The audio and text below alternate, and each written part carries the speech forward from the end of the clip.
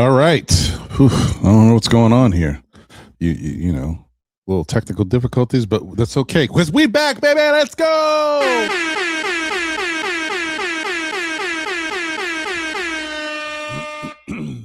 Happy Saturday. What's going on, Knicks family? We are back.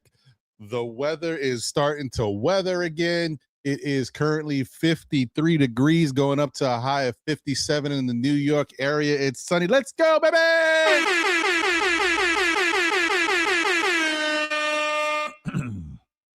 That's right. We back, baby.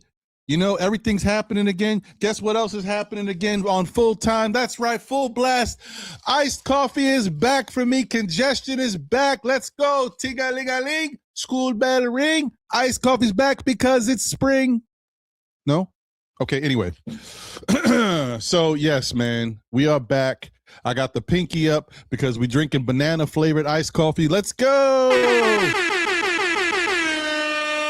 Who would ever think I would like banana flavored iced coffee? I don't know. It was so weird. I said, let me try it one day. And now I'm hooked. They got me. Let's go. Boom, boom, boom. More fire, rhythm beats.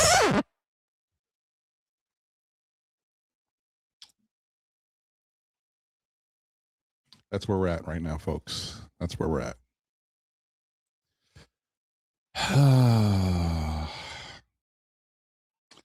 But it is lovely. It is lovely out there. But of course, as soon as it starts to get that spring weather, that little tinge in the air, then you know what's right around the corner is allergy season. Oh, it's coming. All right, let's see the full scheme of things. All right, okay. Sunny going up to a high of 57 today. Sunday, ooh, little rain action, cloudy, but going up to a high of 62. Monday, partially sunny, high of 57. Tuesday, sunny, high of 47. Wednesday, partially sunny, high of 54. Thursday, partially sunny, high of 50. And Friday, cloudy, rain showers, high of 53. It's definitely starting to get that spring feel, though. We'll take it. We'll take it. Winter was too long this year, y'all. We be careful what you wish for. People were complaining before, like, hey, we need we've been having mild winters. We haven't really got no snow. We got all that this year. So that's it. Happy trails. We out of here. Anyway, hope you guys are all doing well. And you know, I wish you guys the best. Once again, we are blessed and highly favored to wake up another day, open our eyes, and be a part of the earth for whatever it is. Please don't forget to get yourselves checked. Don't forget to check on your loved ones, family members, and friends. You never know what people are going through. And let's just try to do something nice, you know, once a day. You know, be kind to one person at least. Even if you have you're having a bad day and you really don't want to deal with people, be nice to one person. You know what I mean? Because that you'd be surprised how that goes along. That goes a long way because there's so many people in this world. We all have to interact with each other in some way or fashion. If everybody was just trying to be nice to at least one person, you'd be surprised how that starts to trickle around and life can be a little better. So let's try it out. Let me get to the word of the day.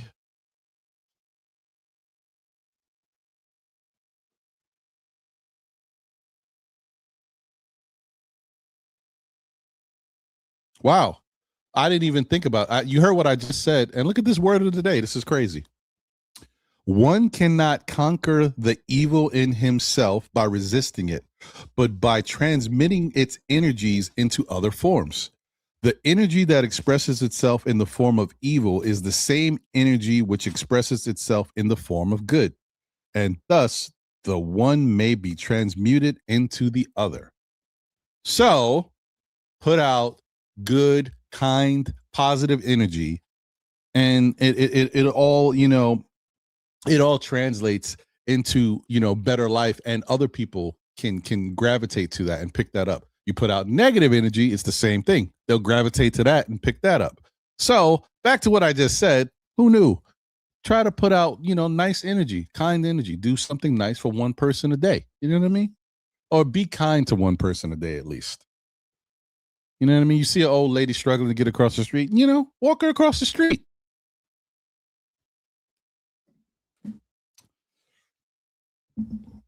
All right.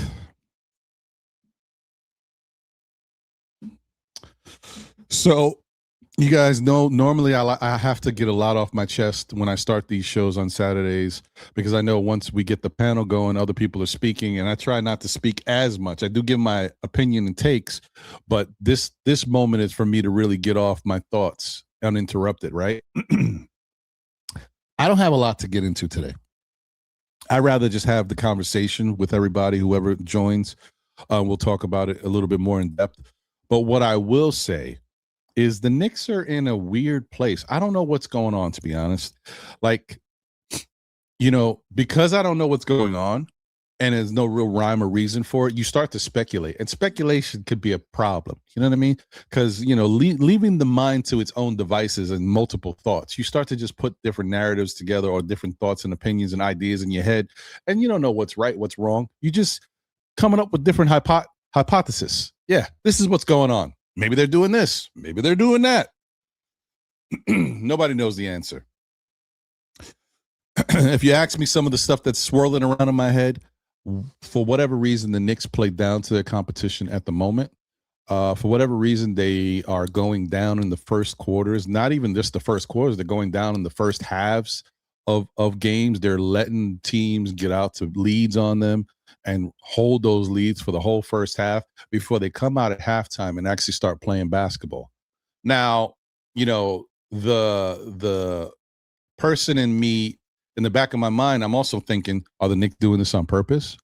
Are the Knicks knowing that they've been very comfortable and confident against some of these subpar 500 teams that they know they can win, that they're kind of taking their foot off the gas and coasting, trying to save energy in the first halves of games and then turning it on in the second half of games? I don't know.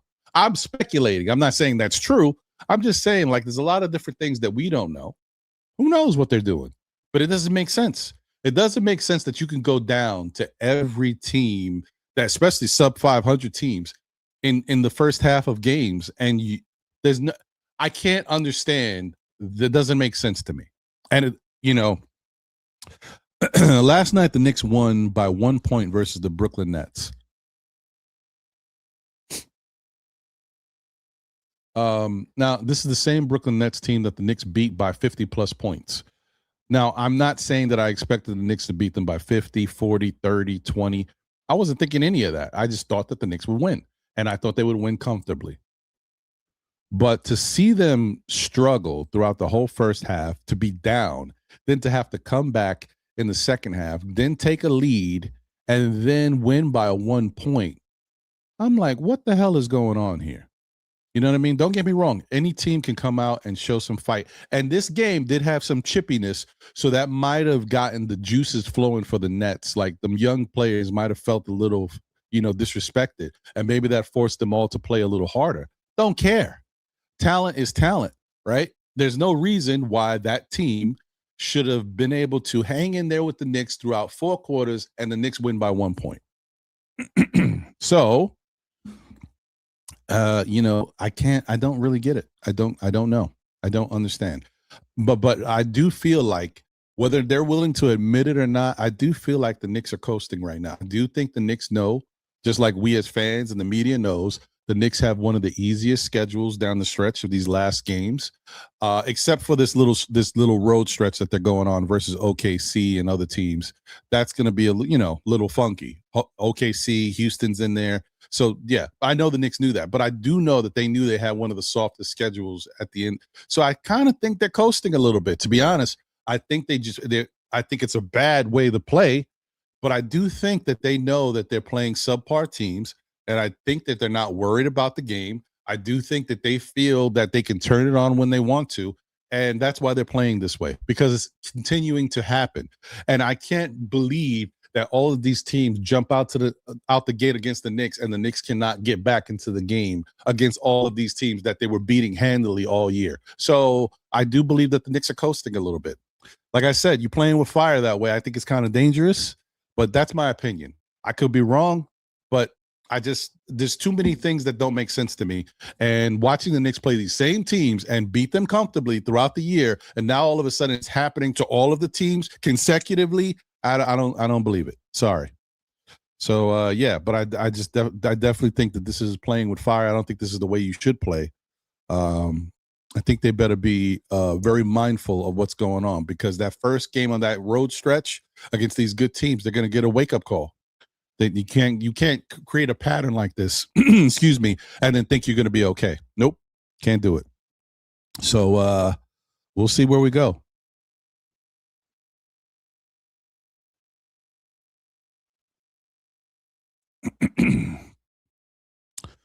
So let me get to the chat real quick. Like I said, I don't want to spend too much time doing my little opening monologue today, because I just want to get into it. Plus, I don't want to have a really long show today. Shout out to Crim's dad in the building, member of the SKF Army. He's my El Capitan, yo. He's been rocking with the SKF Army for a long time now, man. It's over a year, almost 2 years probably. The eyes have it. You see him. Shout out to Crim's dad, yo.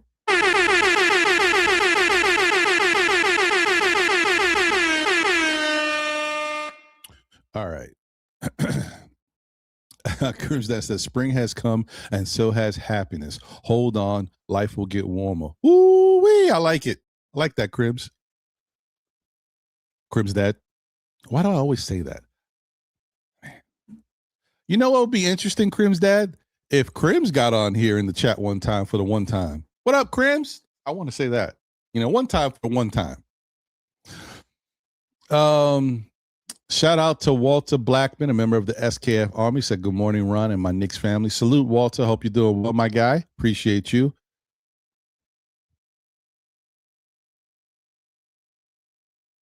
Oh. Shout out to Lena Franklin. Oh, and thank you, Lena. Lena be letting me know about this. So she mentioned something to me about this before, and I kind of forgot about it, to be honest.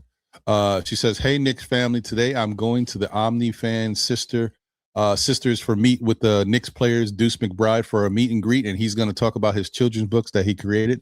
That's great. Yeah, that's great. Shout out to you. Enjoy that. And take a picture with Deuce. He's a really good dude from what I hear. I haven't got a chance to meet him myself, but I've seen a lot. He shows a lot of love to a lot of people, and he's one of the few Knicks that has done like different appearances and stuff, and I think he showed a little podcast love in the past. So shout out to, because the Knicks, James Dolan and MSG has that gag order where they don't like a lot of the Knicks speaking to different entities unless they give permission. So shout out to Deuce, man.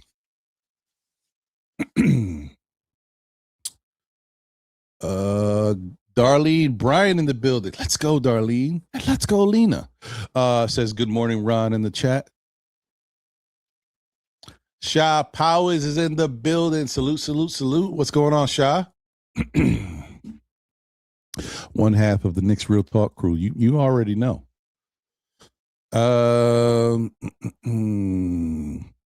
David Smith is in the building. Salute to Ron in the chat. Without Cat, Knicks don't win last night. Cat scored 26 and 15 rebounds, +7 in only 29 minutes. Monster game. Agreed. I 100% agree with you. Shout out to Joey Rip 'em Up Sports. Salute to you. Thank you for being a member of the SKF Army. Says Ron and the fam. What up?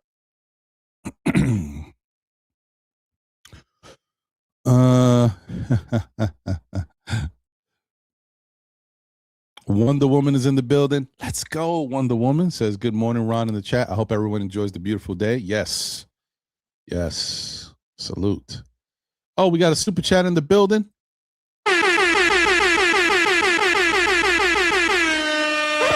You know what it is.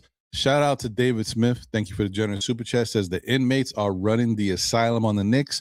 Brunson, Hart, and Bridges passing mostly to each other like it's Villanova 2016, 2017. Excuse me, Cat. and OG Ananobi must be much more involved in the offense. I mean, listen, that's fair. That's fair. I'm proud of you for one thing, David. Now you're not singling out uh, Brunson. You've added Hart and Bridges in there because that to me is a little bit more realistic. Because I try to say, like, Brunson is not the only guy with the ball in his hands. And, you know, if he's in the game and somebody else has the ball, their job is to pass the ball around too. And if he's out of the game when Brunson's not there, it's up to other people to get others involved. So, yeah, that's a little bit more realistic. I could say that there's some fairness there.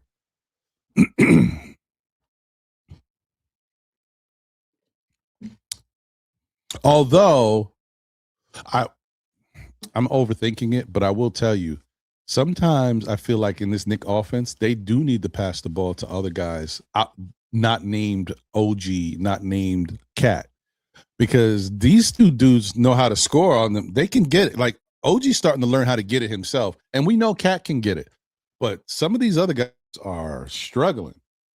They need some extra help. I'm just saying. Yeah, I'm only talking about right now. But I still get what you're saying, and I agree. I agree with that to an extent. Yeah. Shout out to Met Nick fans. Let's go. Salute Ron. A win is a win. I take it. Nah, I hear you. I'm with that too. Like, this is a weird time because people have been complaining about how the Knicks have played lately too, but we're winning. So, it's funky. It's weird, but I'm just more concerned about our playoff run, and I'm also concerned about this road stretch that we're about to go on. You got to be careful, man. You can't go like this. You can't play like this going into that. You're gonna get smacked, basically. APAP is in the building. Shout out to the chat.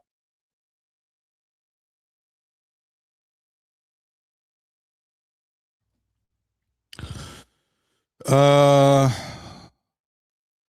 Pistons in the house. Oops.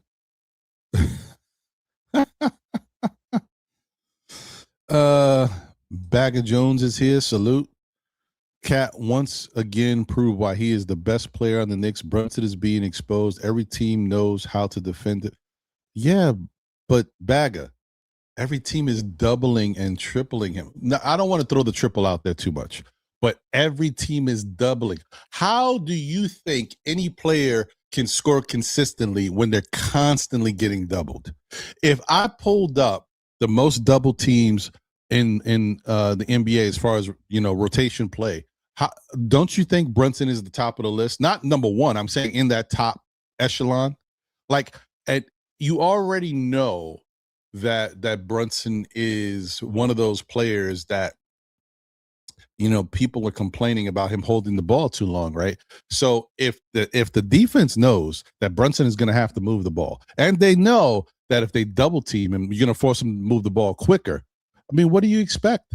I'm not mad at Jalen Brunson. I will say though, all of this stuff is affecting his game, and it's making him less consistent than he was before because he can't develop a consistent rhythm like he used to. And that's why I think that his shooting numbers and percentages are going down because he can't eat the way he did. Yes, the teams know how to defend them, but it's not like they're doing something special individually to defend them. They're doubling him. And it's tough. It's tough. So I don't know what you can do about it. It's fair. It's smart. And do I also think that maybe Brunson is a little banged up, like as far as time, you know what I mean? Like he's been doing this for a couple years and really carrying the load and the effort that it takes to break down teams and break down these opponents and double teams and get open takes a lot of effort from him. So I think he's a little slower in that regard now. Plus he's had some injuries and stuff that he's kind of worked through. Yeah, I think all of that matters. So I think it's tougher for him, and I think this year it's you can see it's a little different. But I still know that you can't downplay the fact that this dude is getting double teamed all the time now. Like before, it was like they would send the double, and he was getting double teamed a lot. I feel like they are doubling Jalen Brunson a lot now. Smart. I mean, that's what you got to do.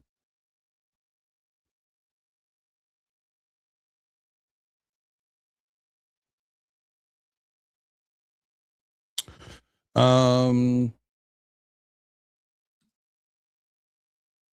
David Smith says Carl Anthony Towns since the All-Star break over the last 14 games, averaging 21, 11, 60, 43 from three. Yeah, it's definitely looking like old cat.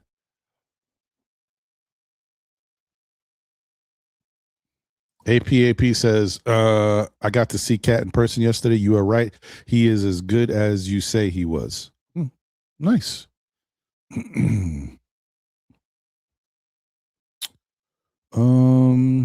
Kerry Cox is in the building. What up, Kerry?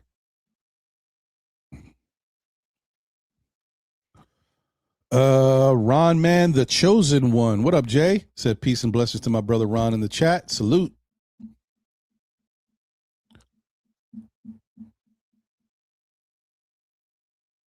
John Smith is in the building. What up, John?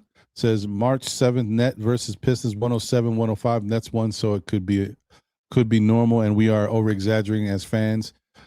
No. No, I don't think so. I don't think so.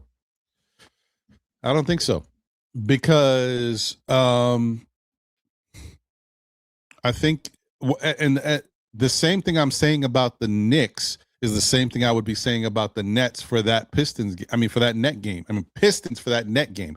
I don't think the Pistons really think the Nets are a big challenge, a big threat. You see the roster. You see who they got playing out there. So do they get amped up for that game? No, I don't think they do. And that's why I think that the teams like there's a reason why we talk about a letdown game. There's a reason why we talk about trap games. This is not something that's made up that just happens, and people take it seriously because you do get letdown games, you do get trap games. It's just it's life. You can't if it's you, right, and you are doing something, right. Say you work at an office, right, and your business is presentations, right, and marketing, and you look at your schedule. They tell you, hey, you got 5 presentations this month. One is the Boys and Girls School. Not that there's anything wrong with that. That's pretty cool, right? Uh, and then you got one at the March of Dimes. All right. I'm just throwing stuff out there. That's 2. And then you got 3 others. One is in front of the MLB, Major League Baseball Association. One is in front of the NFL Players Association, and the other one is in front of the NBA Association. And all of these 3 big ones, athletes will be in attendance. You're going to tell me that when you do your presentations, you're not going to be more geeked up and amped for the ones for the MLB, the NBA, and the NFL? Not that you don't. Like, you could be a good person. Like, I'm really excited to speak to the Boys and Girls Club. You could be. But it ain't going to be that same impact of, wow, I'm going to be in the room with a lot of these different faces that I normally wouldn't be in a room with. You're going to be a little bit more amped up. Now, the flip side is for a basketball team that is a good team that's been winning all year, when you play against the Knicks, if you're Detroit, you're going to get amped up because of other things that are going on. Then you go play against the Nets, who have one of the worst records in the league, and you look at the star power on the team. People are hurt. They're on the bench. And you look at who you're playing. You don't even know some of these names. That's all I'm saying. I'm not saying you're wrong. Like I said, we all know this. Anybody can beat any team on any given night. What I'm telling you is not a Brooklyn Net thing. See, we made it about the Nets because you brought up the fact that the Pistons barely beat the Nets 107, 105. What I'm telling you is the Knicks have been doing this versus the Nets, versus the Pacers. Can I keep going? Like, this is not a net thing. This is the Knicks have been doing this and allowing teams that are sub 500 teams to get out to leads in the first quarter of games, hold the lead throughout the first quarter, going into the second quarter, and even leading through the first half. That's not supposed to happen. That's not something that should be happening consistently. It can happen here and there, but they've been doing it lately to multiple teams. So you're telling me there's not something more to look into there? This is not one night, man. Any team can play well. This is every night. Every team is beating them in the first half of games. So that's why I'm looking at it. That's all I'm trying to say. But I hear you, John.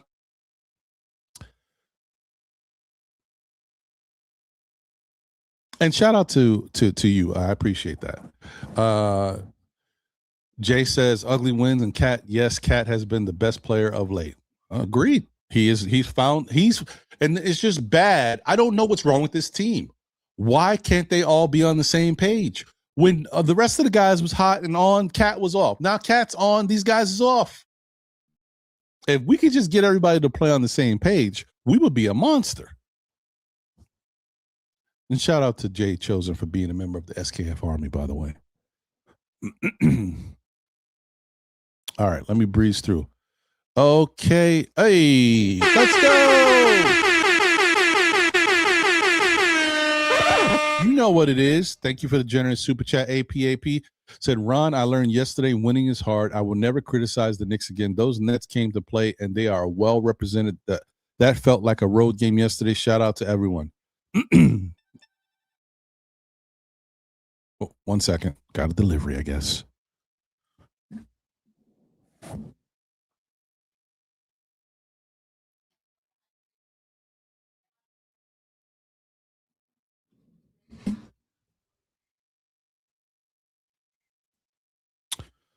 All right. So, yeah, like I said, I'm not going to take anything away from the Nets. The Nets is a little different, right? Because what I'm saying is purely about the Knicks playing sub 500 teams and all of the stuff that has happened as of late. Hold on. Let me just, everywhere we go. Let's see here.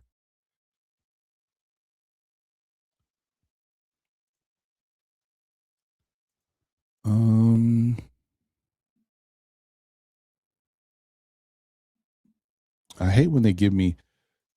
There we go. All right, let's see if I can see what I'm saying here.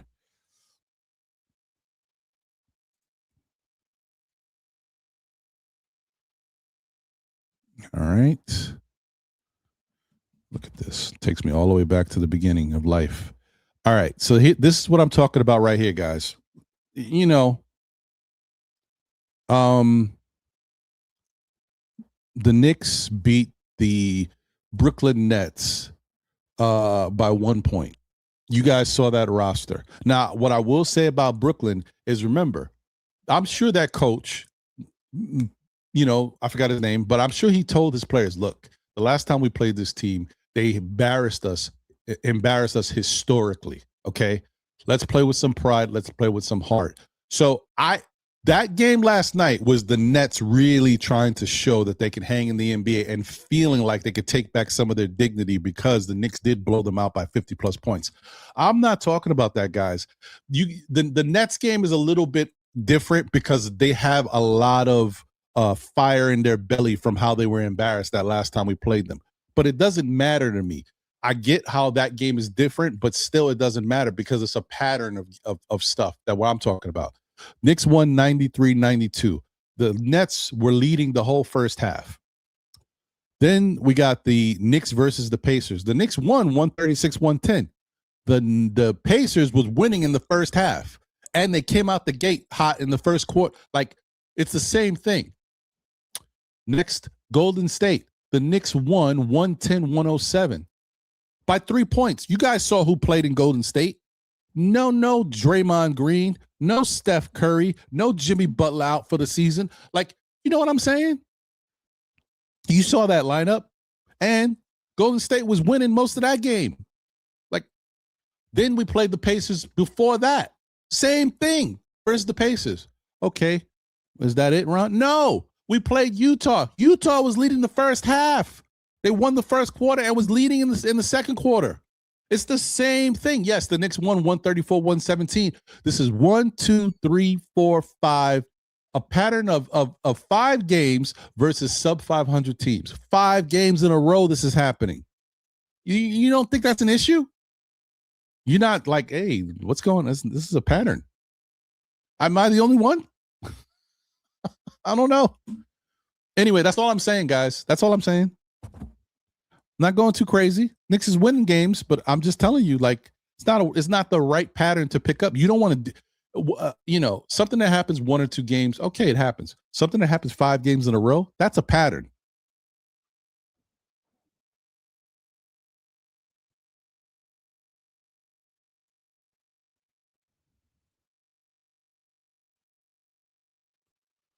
Uh, that's crazy, John. Why would Cat intentionally miss 2 free throws? Do you remember last year when Cat missed 2 free throws in a game? See, this is I got to take people back because people forget. Do you guys not remember that Cat is one of the best free throw shooters in the NBA, especially for a big man? Forget about it, but he's one of the best free throw shooters in the NBA, regardless. Cat had a game last year for the Knicks, and don't tell me which game. I cannot point to it. I just remember stuff. I cannot tell you what game. Cat had a game, and if you guys follow the Knicks and watch every game, you know what I'm talking about. Cat had a game where down the stretch of the game, he missed 2 big free throws in a row, right? And it may have been more that he missed, over the time of shooting free throws in the fourth quarter, but whatever. Cat was so disappointed at himself that after the game was over, they had video of Cat on the court shooting free throws. You get what I'm saying? So you can't tell me Cat intentionally missed 2 free throws. It happens. That's what I'm saying. Like he if nothing else, Cat wants to be the best version of himself. And free throws are easy for him. I'm not trying to miss no free throws.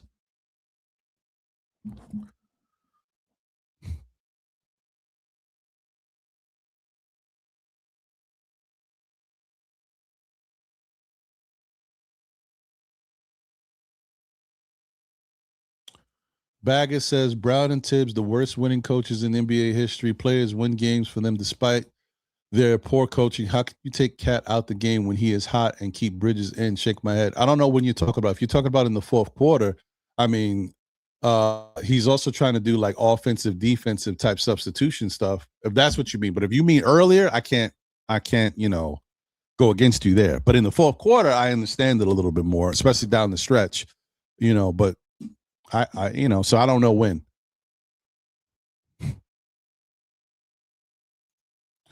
All right, Grolden. I don't know how you want to pronounce that. G. Rolden? Either way, shout out to you, my guy. Says Ron, salute my brother. Salute, brother. Many blessings to you and your family. Thanks, my guy. Same to you and yours.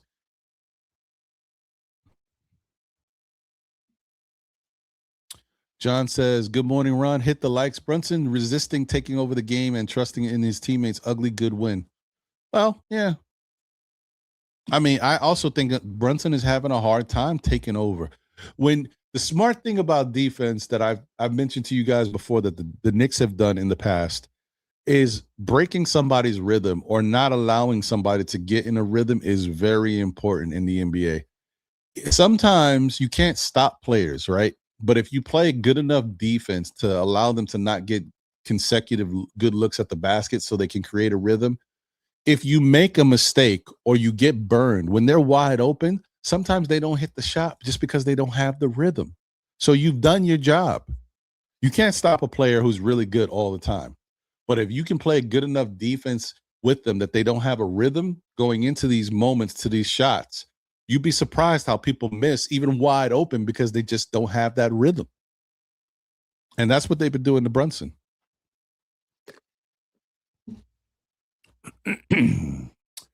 Hey, Lotorias, we are. They is. Let's go. Let's go. Tori B's in the building. Good afternoon, good people. What's going on, Tori? JM3 is here. Salute. Morning, Ron. Keith Turner's in the building. What up, Keith? What up, Ron? He says. And the chat. Animal Lex is in the building. Salute everyone. A good coach makes adjustments, and Mike Brown did say he was out coached, which I do feel like is a very humbling thing from Mike Brown to say against the Brooklyn Nets and their coach. Shout out to him for taking that stance. Do you ever? I hate to do this, guys, but this is what we have in front of us, right?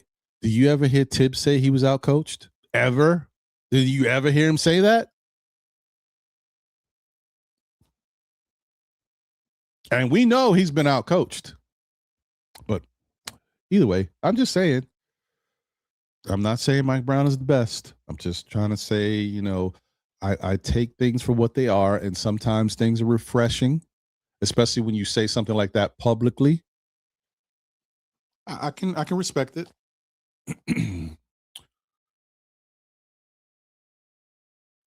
David Haas says JB is a good player, but his ISO ball and dribble too much hurts us. I think it only hurts us because some of the players on our team is not as good as we want them to be. Just my feeling. Some of the individual talent on the team is just not as good as we hope it is. I'm not talking about Cat. I'm not talking about OG. Shout out to OG, by the way. I was thinking about his game the other day. Let me tell you something about OG Anunoby. He hasn't got a lot of credit because this has been slow developing. The only thing that holds OG back is his dribbling, comfortability and his passing. But OG Anunoby can do everything else on the basketball court. If OG had a better handle and had better touch on his passes, he might be top 15 in the league or top 20 in the league because he can do everything. He can shoot, he can dunk, he can play defense, he can block, he can steal. We all know that. But it's just his handle and his passing are very suspect sometimes. Anytime I see OG about to throw an alley-oop, I'm like,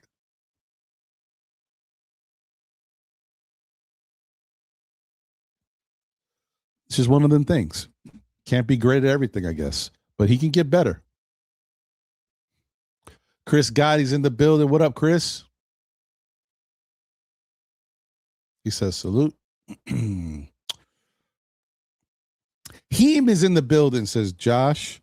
McNutt talking crazy because he had a good game against us like he is him. Oh, I hear you. Is it McNutt or Minot? I don't know. Whatever his name is.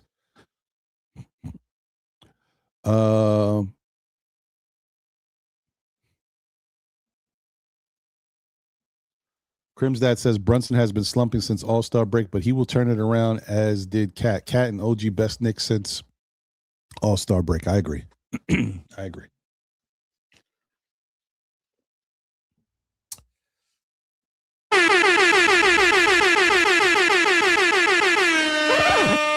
Shout out to APAP. Thank you for the generous super chat. He says it's got to be tough on Mike Brown. All those bosses were there yesterday. Leon Rose looking like Darth Vader.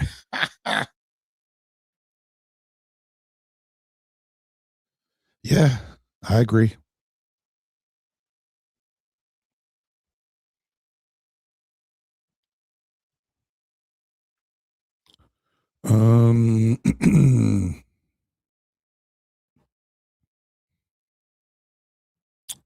All right. I'm sorry. Let me just breeze through and send this link out. Let me send the link out now, actually, just in case. Copy.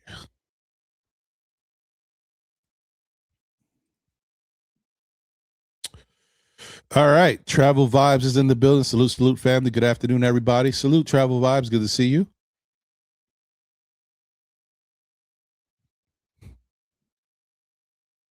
JM3 says, I have criticized JB in the past for not passing the ball enough, and now I see him trying to adapt and pass more, so I will give him time to get it together.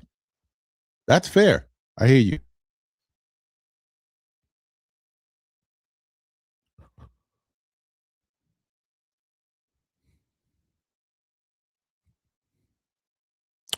Dripmore is in the building. Says you're Ron. What's good, brethren? Shout out to Dripmore, preferred barber of the SKF Army and the Knicks community. Salute to you, my guy. Let's go. Humberto de Lejos in this house. What up, brother? Please understand how extremely difficult it is to sweep a team. Yeah, that's true. But I mean, in fairness, it's even more difficult when you're playing a team that was utterly embarrassed by you. They feel a certain way. Believe me, I get it. That's, I understand. Shout out to Heineken in the building. All right. Lion of Judah in the building. Shabbat Shalom, my Knicks Nation fan. Blessings, my brother Ron. Salute to you, my brother. Shout out to Randu in the building. What up, Randu?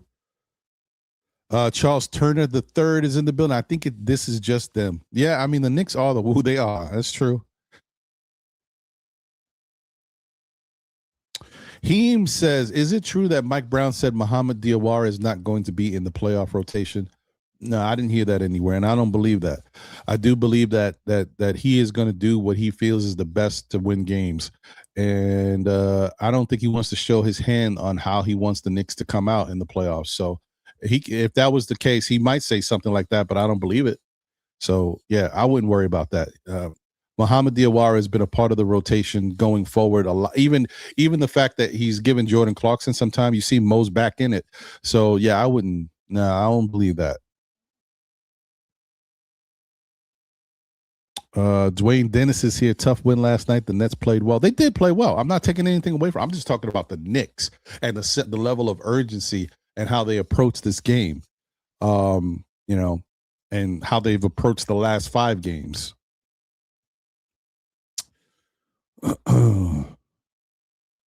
uh, Why basketball is in the building? Says yes, Ron, are correct. This is a pattern we must break. I agree. I just think it's just a funk that you just don't want to have going forward. Like I said, when you play good teams, when OKC and the Houstons get this look, they're gonna destroy the Knicks, and the Knicks ain't gonna be able to come back into the game. It's not gonna be no second half. Oh, now we can turn it on. Not against those teams. So that's all I'm worried about. Prezi the boss. What up, Prezi? Says, I don't care if the teams don't have their best players. You think the nobodies don't want to show what they have to stay in the NBA? I agree. You can't take any teams for granted. This is what I'm pretty much saying, Prezi. Like you got to keep your finger and your foot on the the finger on the temple, the foot on the necks. You got to do all that against all of these teams.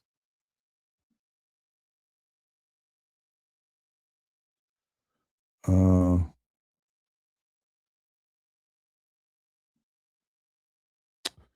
um hmm. D-Ras is in the building. What up, D-Ras? Says all salute, salute. Appreciate you. Um,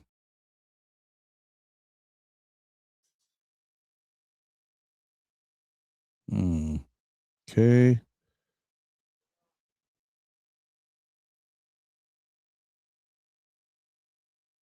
Hmm.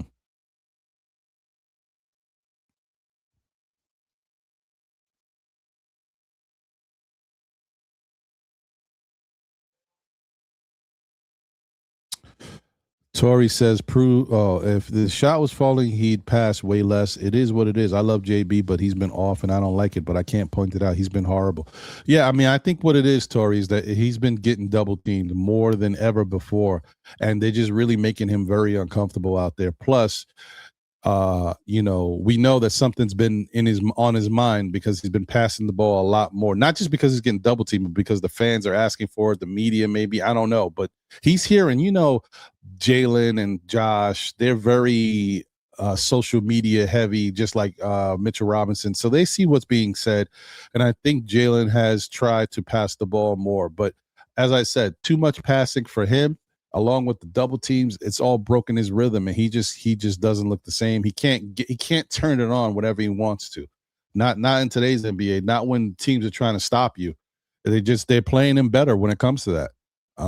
So yeah, they're definitely making him uncomfortable, and blitzing him sometimes too. They blitz. You guys notice that they blitz him a lot at the half court line because they know that that's a spot where you can trap him a little bit. Half court line, make him uncomfortable, make him throw a pass that he doesn't want to.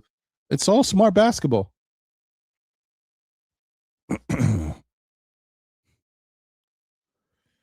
um,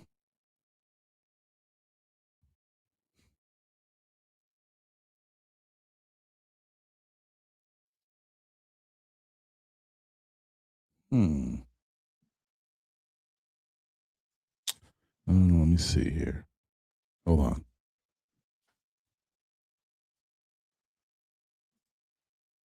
Okay.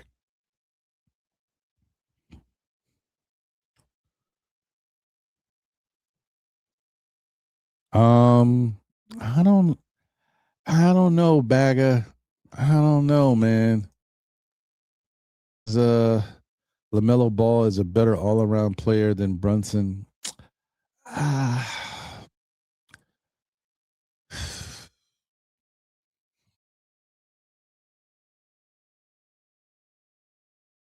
No, I can say that LaMelo has um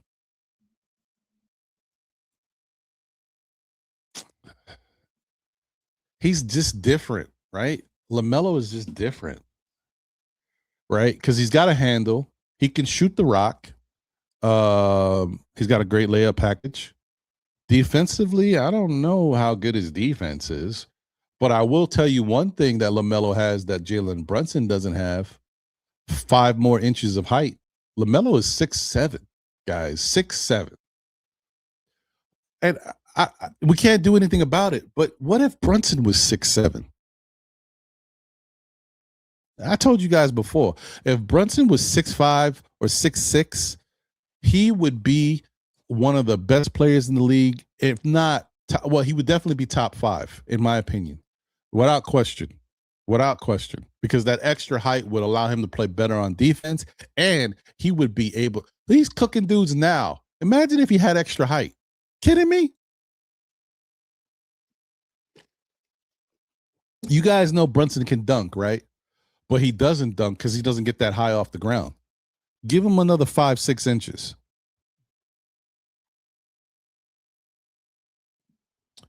I'm just saying.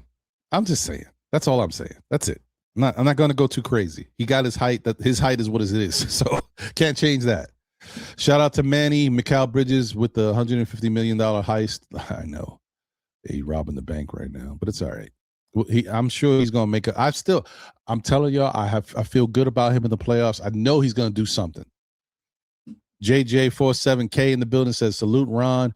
Josh Hart said it jokingly, but he told the truth in his post-game interview about JB not passing. If Hart said it then, I know other players not as close to JB feel the same way. Yeah, that's true, JJ47K. But how many times has Brunson passed the ball and let other guys eat and they don't? How many times has it seemed like the Knicks would be better off without Brunson if these guys just did what they do and, blah, blah, blah.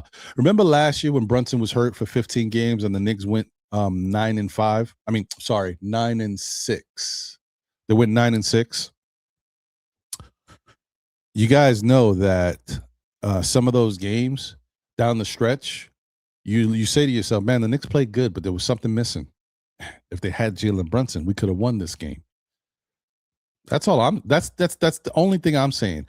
And I actually had more faith offensively in the Knicks last year than I do at this moment without Jalen Brunson. You know what I mean? Because guys were a little bit more locked in. Bridges had gone through all of the struggles of his jump shot and all that, but he was still a better offensive player last year. Now, OG's better this year, but he had moments last year too. I still go back and forth with OG. I just think whenever he gets hurt, he gets messed up. But you know what I mean? That's all I'm saying. Going from there, we gotta just take a look at what it is, man. We'll see. All right, let me add a couple people to the mix here. Shout out to who's this? Oh, WFU2. Okay. Interesting. I hate that this fan base who trashes Brunson, who has brought this franchise back from mediocrity, and yet this fan base gives him no respect. Players are now more than ever, but I also think it's part of it because of the expectations. I think people are just they're just tired of losing. We want to win. And this is how we are. This is what's going on now. I think that's what's happening. People are they're at a point where there's no more leeway for anything. And don't get it twisted too. The speculation about Brunson is like more people are using it because it's newsworthy, right? People keep referring to Becky Hammond's comments about winning with a small. How many guys? How many reports or news things have you seen in the last month talking about can you win with a small guard and talking about Jalen Brunson? You see it's popping up everywhere again. People just love to jump on the hot story, and that's what's going on. Plus, they see that Brunson has been struggling a little bit more this year than ever before. So All right, let me get my peoples in here. Shout out to C. Carter Gina in the building. When you play a younger team, you can't allow them to dictate pace. We were playing in their pace. That's why it looked helter-skelter. When we settled down, we took the lead. That's fair.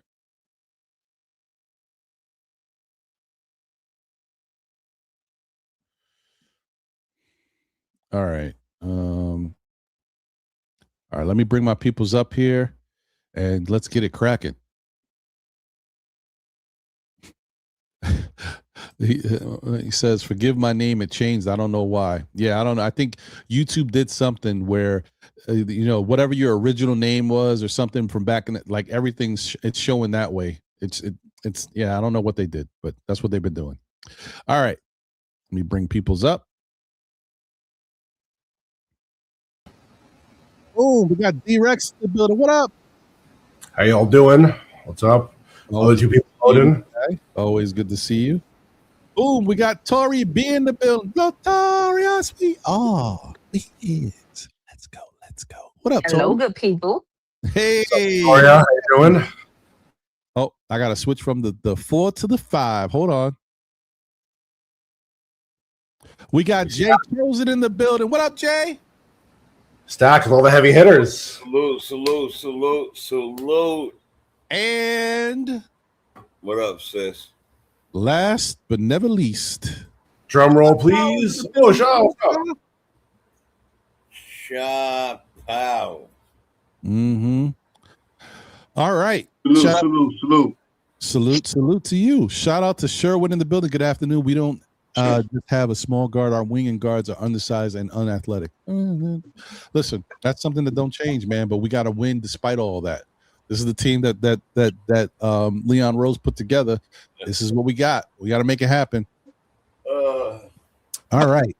So, I mean, let me put this question out there as I got to do something real quick for fam. I'm gonna just put it out there, and you guys can start speaking about it. Am I wrong in thinking that I'm not saying I'm not jumping off the cliff? This is not. Oh, I'm worried about the Knicks. I'm just saying this pattern is not good. You don't want to have this pattern going into games versus above 500 teams because you're going to get smacked around and you ain't going to be able to come back like you've been coming back against these bad teams. Am I wrong in thinking that 5 games in a row of being down in first quarters and damn near, actually, I think 4 of these 5 games, the Knicks were down the whole first half against all of these teams.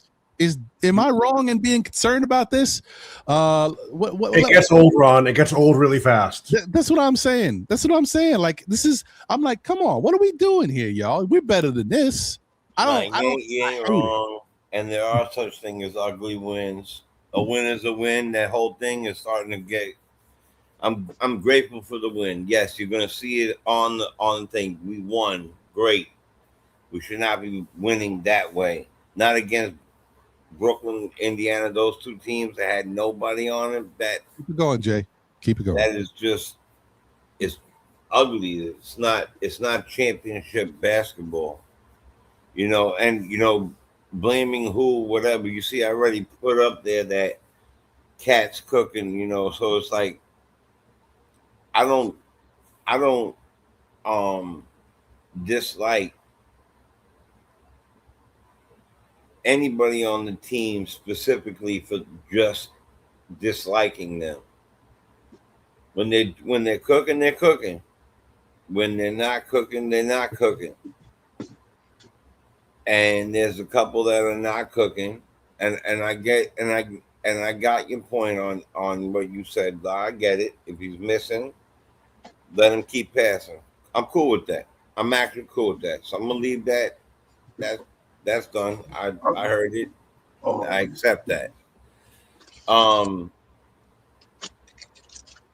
But like to have love affairs with one player only, it's a whole team.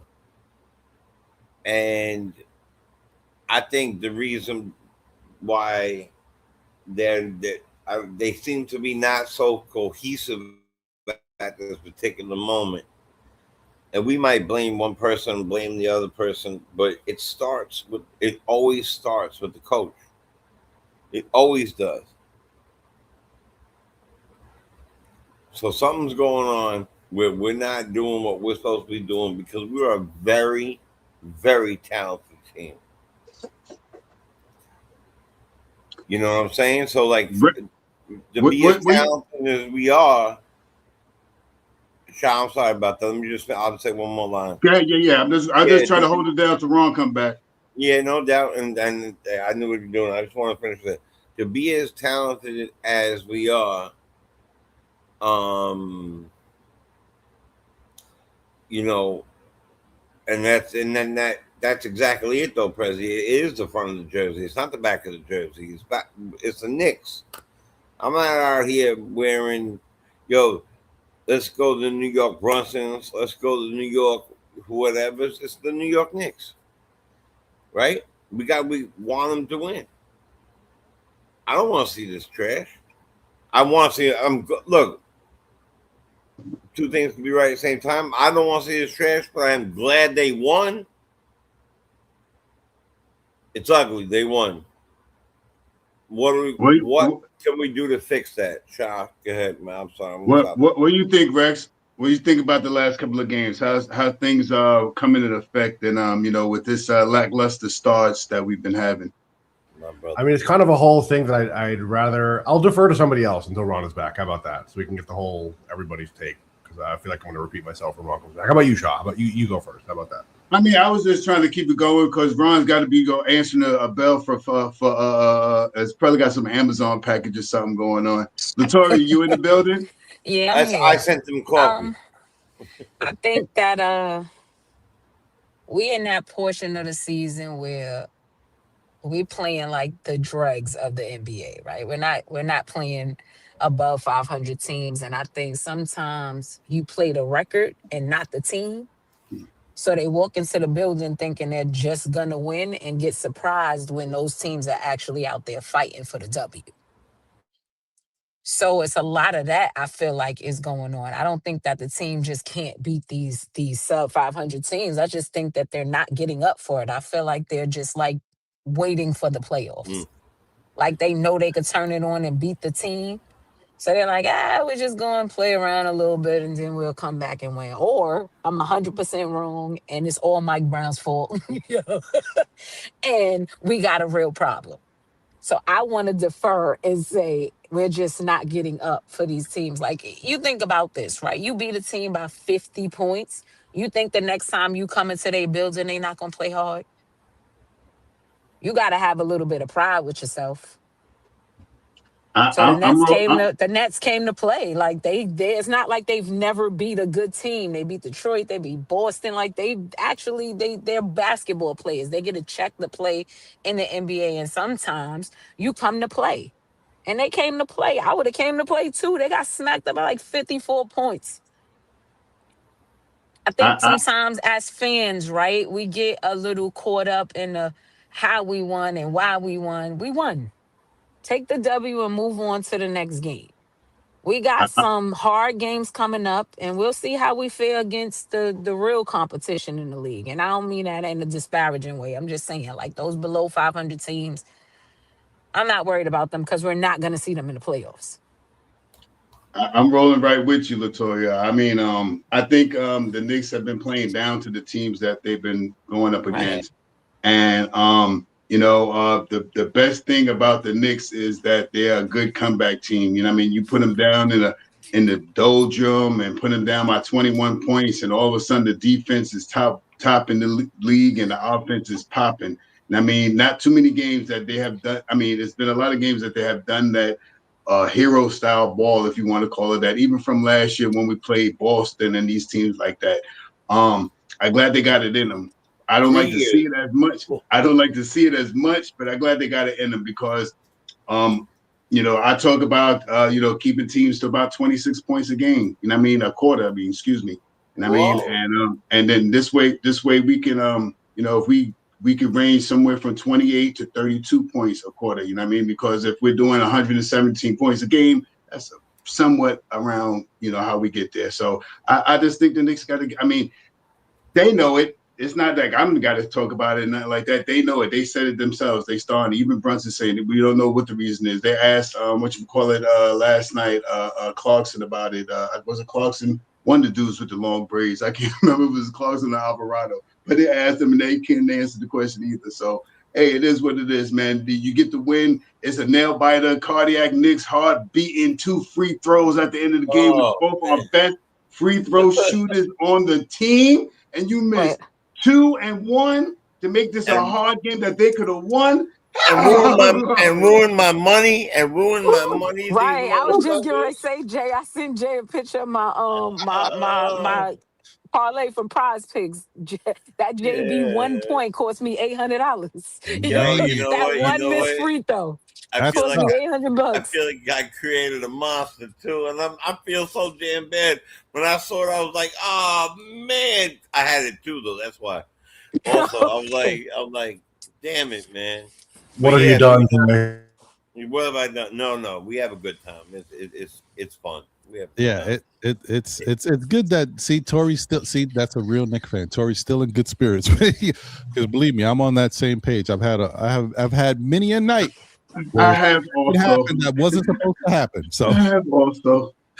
So, I get it. You know what? I don't like to shout out too many of the names because I feel like, well, you know what? Maybe that's a way to get a sponsor. But the truth is, in 2022-23, man, I took FD to school. Paid for my year. Good for you. Literally. And then, but of course, 24, I was like probably like calling my mom and stuff like. No, I'm only joking. I wasn't. I thank God I had enough money, but you know that's how it works. And you know, not that I'm promoting. I shouldn't be promoting this. It's definitely something. If you got a problem with it, don't do it. If you got a real big problem with it, call somebody and get out of it. But we're doing it for fun. We're not doing it, overdoing it, and always do it with your brain, not your heart. Period. That's the only way to live, bro. If you're gonna do it, you gotta do it that way. Well, There's no point in doing it any other way. Nope, definitely. Shout out to David Smith. I'm gonna read one of your super chats, David, because I'm gonna save the one before for after we finish talking about this because I want to make that a topic. Okay, so good for you for giving us content here. So let me read your first one. Well, your second one technically. You know what it is. The only 2 players on the Knicks who Knicks could not afford to lose to injury or trade are Cat and OG Anunoby. Cat and OG are the 2 best Knicks. Yeah, I don't disagree with you. I would put right now in that, but anyway, that's just me. Because I kind of feel like, and you can believe me or you don't believe me, I feel like when the playoffs start, the 2 best Knicks will be will be Jalen Brunson and Mikal Bridges. That's how I feel historically. But we'll see. We'll see what happens. All right. I'm hoping for the best because if I'm right, then we're even better. Because if you're right, David, that means Cat and OG will be great, and Mikal and Jalen Brunson will be fantastic. To have 4 good plays in the playoffs, you're doing something right. So we'll see what happens. Yeah. Let me see here. Wait, hold on. Where is it? Sherwin said, Ron, I don't know what OB means in this case, but check the predictions before the season. But I do remember this. I had the Knicks as finishing 4th or 5th. I had Detroit, Orlando, Charlotte, Cleveland, and Philly as better than the Knicks. I remember that. And I would say that Detroit, you were spot on. Charlotte, I don't even know how you could even say that, to be honest. That was a leap of faith. Charlotte has been fantastic, but you can't predict that Charlotte would be this good, bro. I'm sorry. I seen the players that they got in Charlotte, and I'm not shortchanging what they got.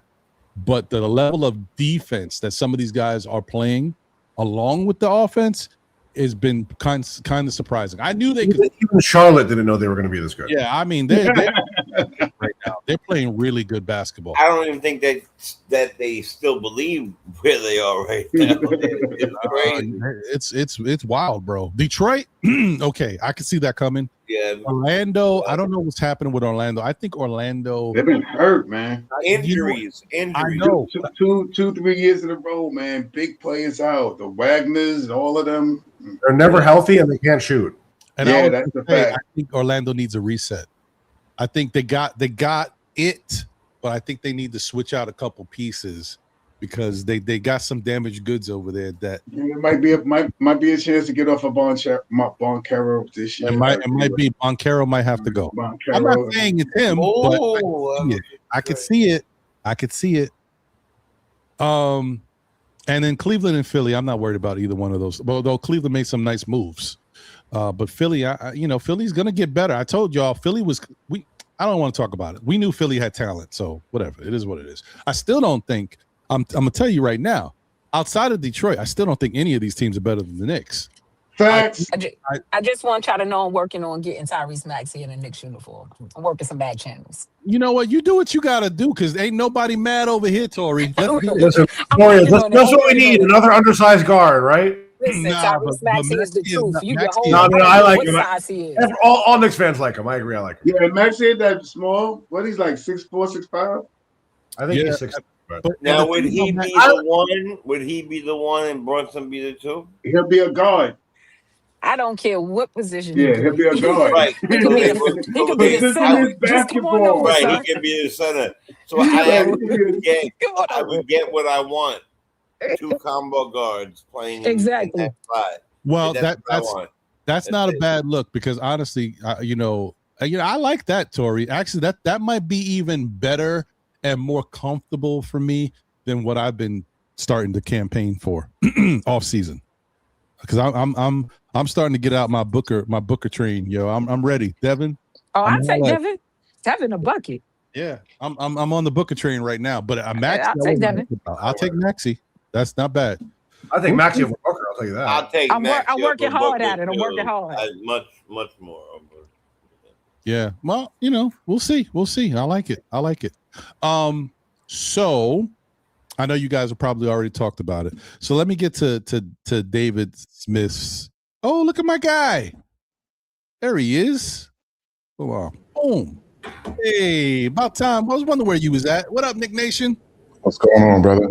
Hold on. I'm not even gonna be mad at the. Well, I am mad, but I ain't gonna criticize you for wearing that number 2 hat. It's okay. It's all right. Yeah, listen, That had it. Listen, one of the greatest ever of all time, my brother. All my time. God, y'all remember that number? With the remember that number? pink under.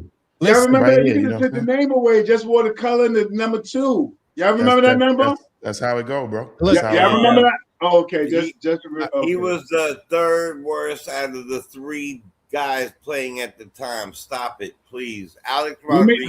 How many rings you got of those years you talk about he was bad? And Jeter. Jeter is surrounded by 90 steroids players. It's okay. Why are we hating on the Yankees? Why are we doing this? I love that. I did like your last hat, though. I did like your last hat.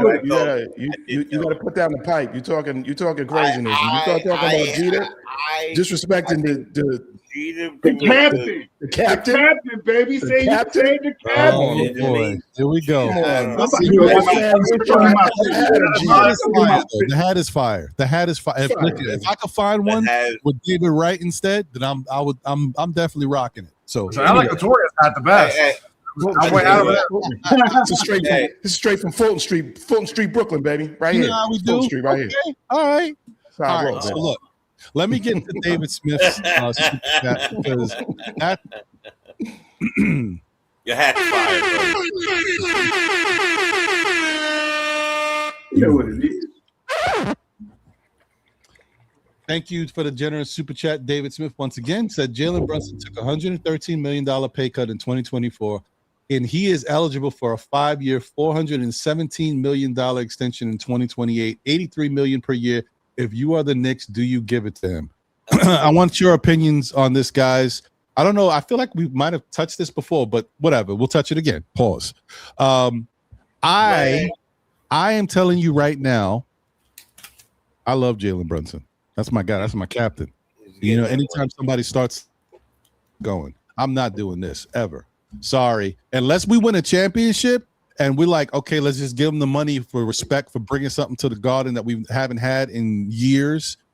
But I'm not doing this. I don't care who it is. Honestly, personally, I don't think anybody is worth this money. So I know what I just said. I don't think he'd take that much. Right. I don't think Brunson's I don't not think a $8 million a year player right now. I'm sorry. Yeah. Even if he was, I don't think that he would take that much. Listen, Shea Gilgeous-Alexander, who brought OKC a championship and is phenomenal, isn't worth $83 million per. I don't care who it is. I'm not giving this money to nobody. How much does SGA make? What does SGA make a year? SGA, I think he's got that 50 million to 60 million thing. It's going up. Yeah, that's where he's at because he just signed his contract again. Was it 2 years ago? Well, no, it was right after the championship.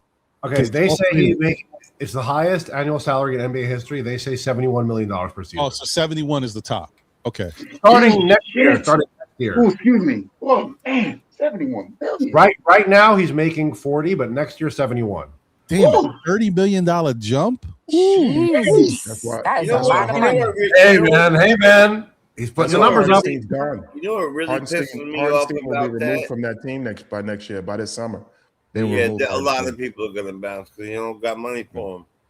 You know what really pissed me off about that? Everybody knew that. That the players that we watch deserved a lot more, and I know it's all about inflation and time and all that, whatever. But think about the people that are getting it, and like what Mike must have been paid. I know he got a lot of money, or Ewing or Olajuwon or whatever, and Ewing definitely deserved more, but Mike Mike got his. But I'm saying like listen, Mike didn't get his. But Mike didn't get what he deserved as a player. Yes, right. He got it as a player. He didn't get it right, as a player. Exactly. 100%. Yeah, but that just wasn't a thing then. I mean, you know, that wasn't a thing. Mike took money at the end, but he got all his money in endorsements. That's where all the money was back in the day. Is completely different, especially when it comes to salary. Right. I mean, I know that everything's changed. I'm just saying it's salary is one of the biggest changes between now and then. That CBA and everything, it's completely different. It's upside down. Like this, not that he thinks about it because he's got money hand over foot too, hand over fist. You know what I mean? You know the phrase. LeBron is like people are calling him the GOAT right now. He's not making those 71 million per year. Like he's not getting that money. So, and not that he should at the end of his career. It's just like $50 million a year, and they hate him for it in the Lakers. Evolution of the game, man. The money is everywhere now. Yeah, they do. Not for nothing. Right. You know what? I say what I say, but honestly, I don't think even if you scaling it properly, I still don't think anybody should be making 83 million. And I don't think, as I love Jalen Brunson, honestly, I don't think he deserves 83 million either. Like, even if I would have to fight myself to give it to SGA, even though SGA, if there's somebody you're going to give it to, SGA averages like 30 points a game, and he's won a championship last year. Like, and he's going up. It's not like he's going down. So I can't fault him being the highest paid player, but 83 million is a lot of money, even though I do have to say inflation and everything has changed. I mean, they're talking about possibly raising the minimum wage to $25 an hour. Could you imagine? Like, what time are we in right now? That's not crazy at all. That's you think we're talking about? If the minimum wage could go up to $25 an hour, then maybe somebody could get paid $83 million. Because things. Listen, you give me one of these. You give me one of these, JB. Then you can get $83 million. Till then, no. Yeah, I mean, like I look at it different, Ron. On that point is that I rather see these players with it than these oligarchs, because let's look at it now. That game has gone to Amazon. Guys like Jeff Bezos, like this is so. If these guys are making it, I rather see them post things, because we know that these owners for years have been raping this money in, and players would never be able to catch up to what they contributed to. You know what I mean? To making these oligarchs, as far as, them getting the point of a salary now. So to me, the seesaw here, listen here, yeah, that money should start sliding that way now. because these dudes have, you know what I mean? Let's look at Chicago. Chicago made billions off of Michael Jordan. But when Mike was getting paid, and even through Nike and other ones, it was minuscule to what he got back. Right. You know, so yeah. I mean, that's what I was trying to then? say earlier about he didn't get what he deserved. Right. Don't they say that was less of a players' league, and now this is a players' league? Well, now? and you know what, D-Rex, you just hit what I was about to say. Now, Facts. don't get me wrong. I never like to give this guy credit for anything anymore. It's just something about him. Like, he's not a bad person, but he is very egotistical behind the scenes. He's a very good, polished media speaker, right? Why are you talking about Rex like that? I don't get it. I like Rex. Why are you talking about my boy like that? He's right there. He can see you. Let me get $80 million a year, bro. Look, for a half a second, because he just spoke, I really thought you were talking to him. Like, No, like, I would never talk about Rex like that. First off, that's not Rex. Yeah. Anyway, You are on time. So I'm talking about LeBron. Oh, But I gotta give him credit for this.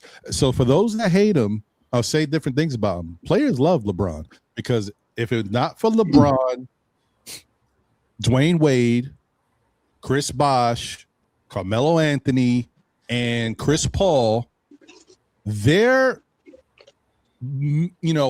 purpose and for them pushing to get the players more money and respect in the league, those 5 guys did a lot to change the CBA to make it so that this inflated money could go to the players.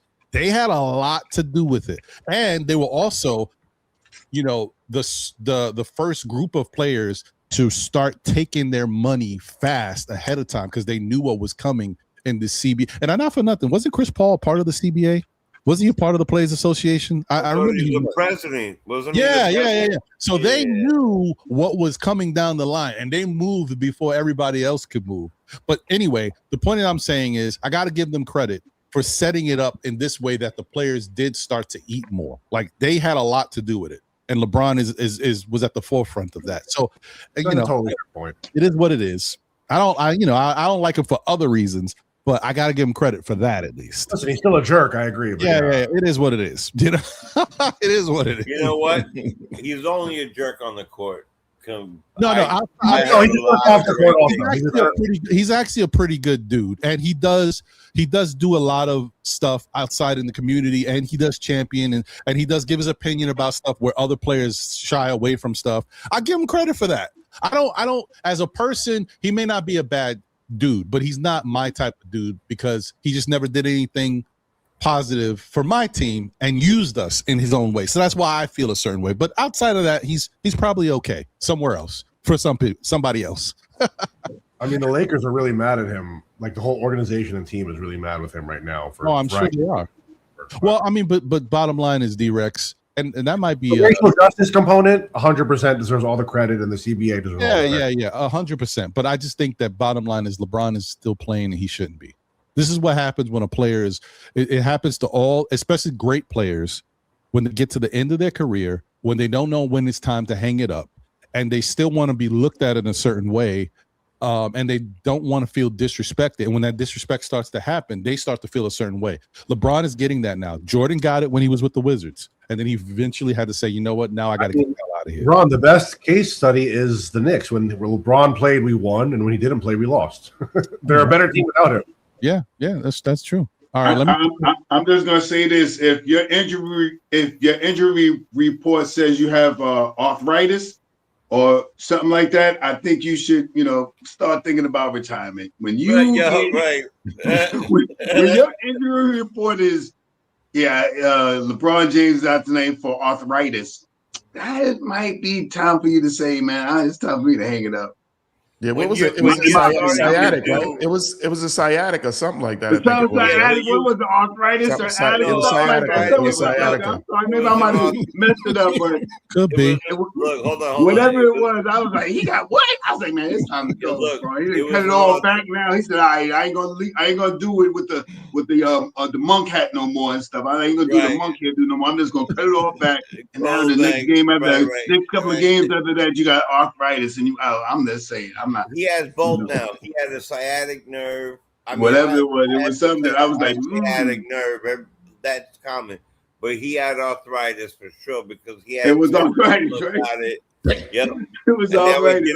I was like, recently he did a Geritol commercial, and he did one of them those little scooters.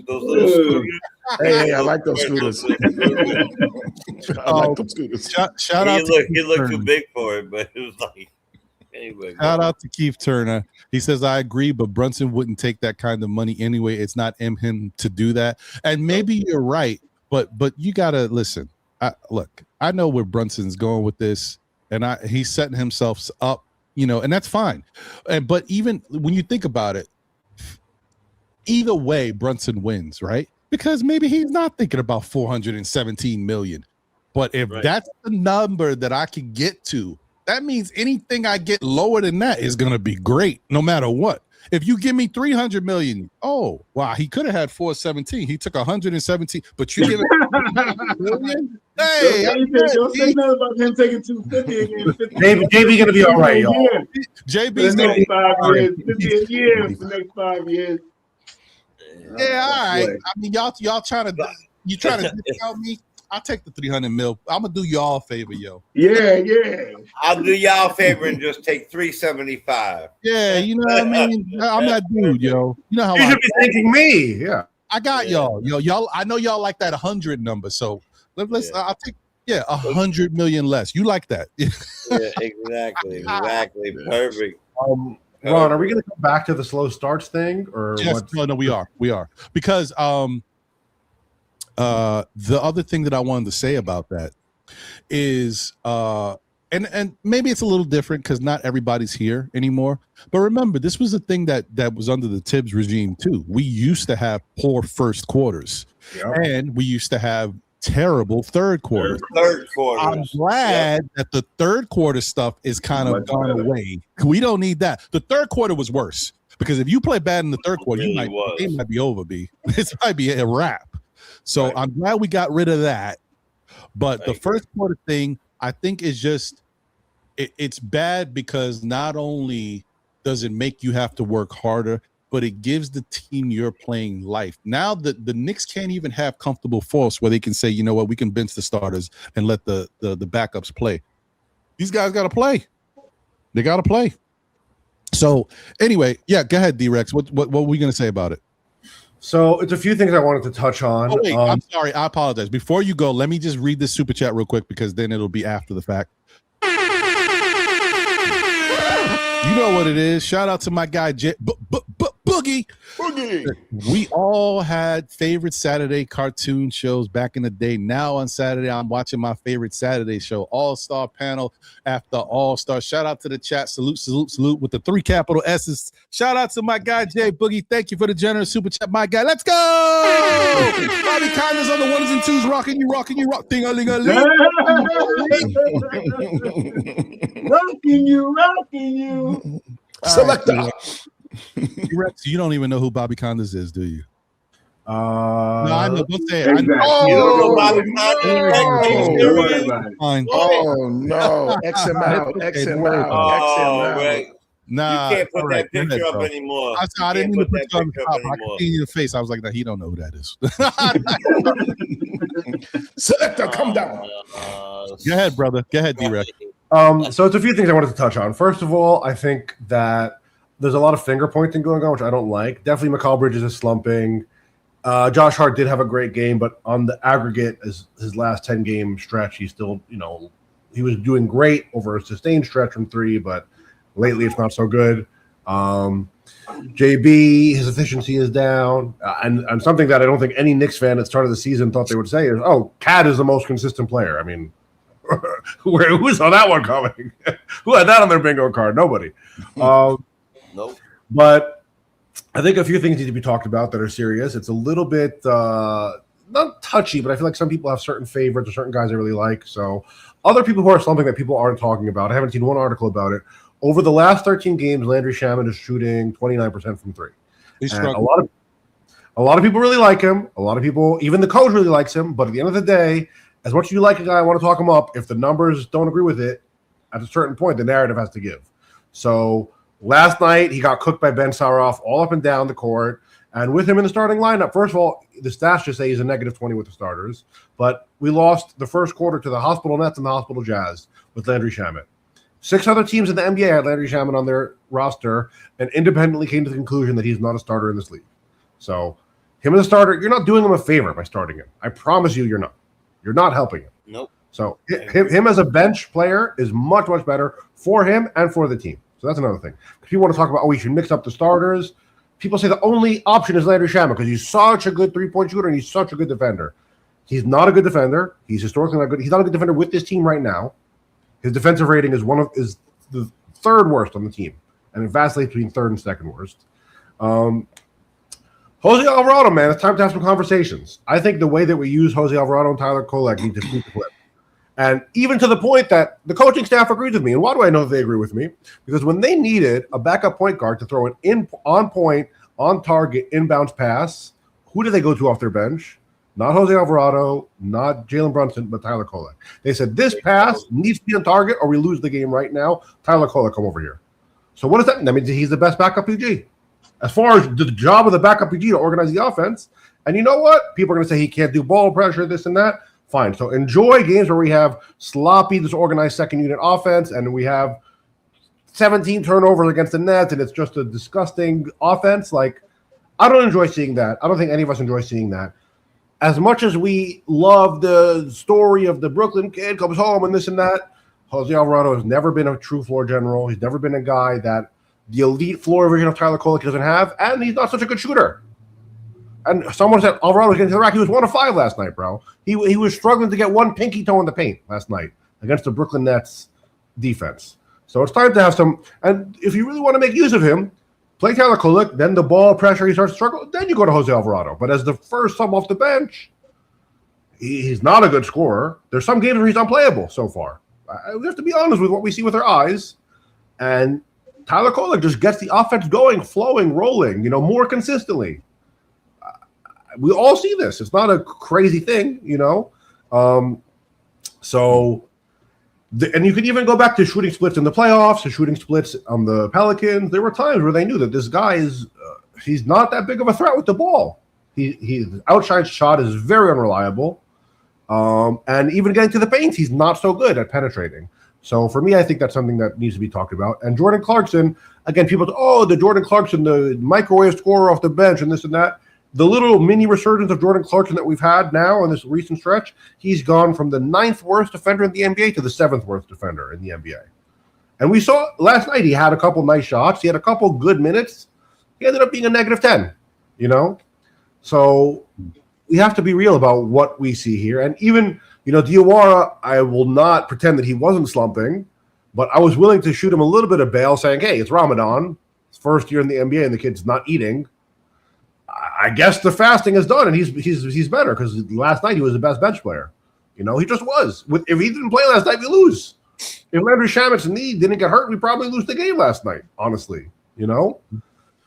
So I know a lot of people like these guys, and we have our favorites and narratives, and of course the veterans always got to get a look over the young guys. I get it, fine, but the court is the on-court production is not good. And if you think I'm overglazing the rooks, then tell me what's a glaze for Jose Alvarado over the last games. Tell me what's a glaze from Landry Shamet over the last 13 games. I do know one thing. I do know one thing, and probably a few of us have observing it. Who's this new Rex? He's maturing in front of our face. I don't like it because I like the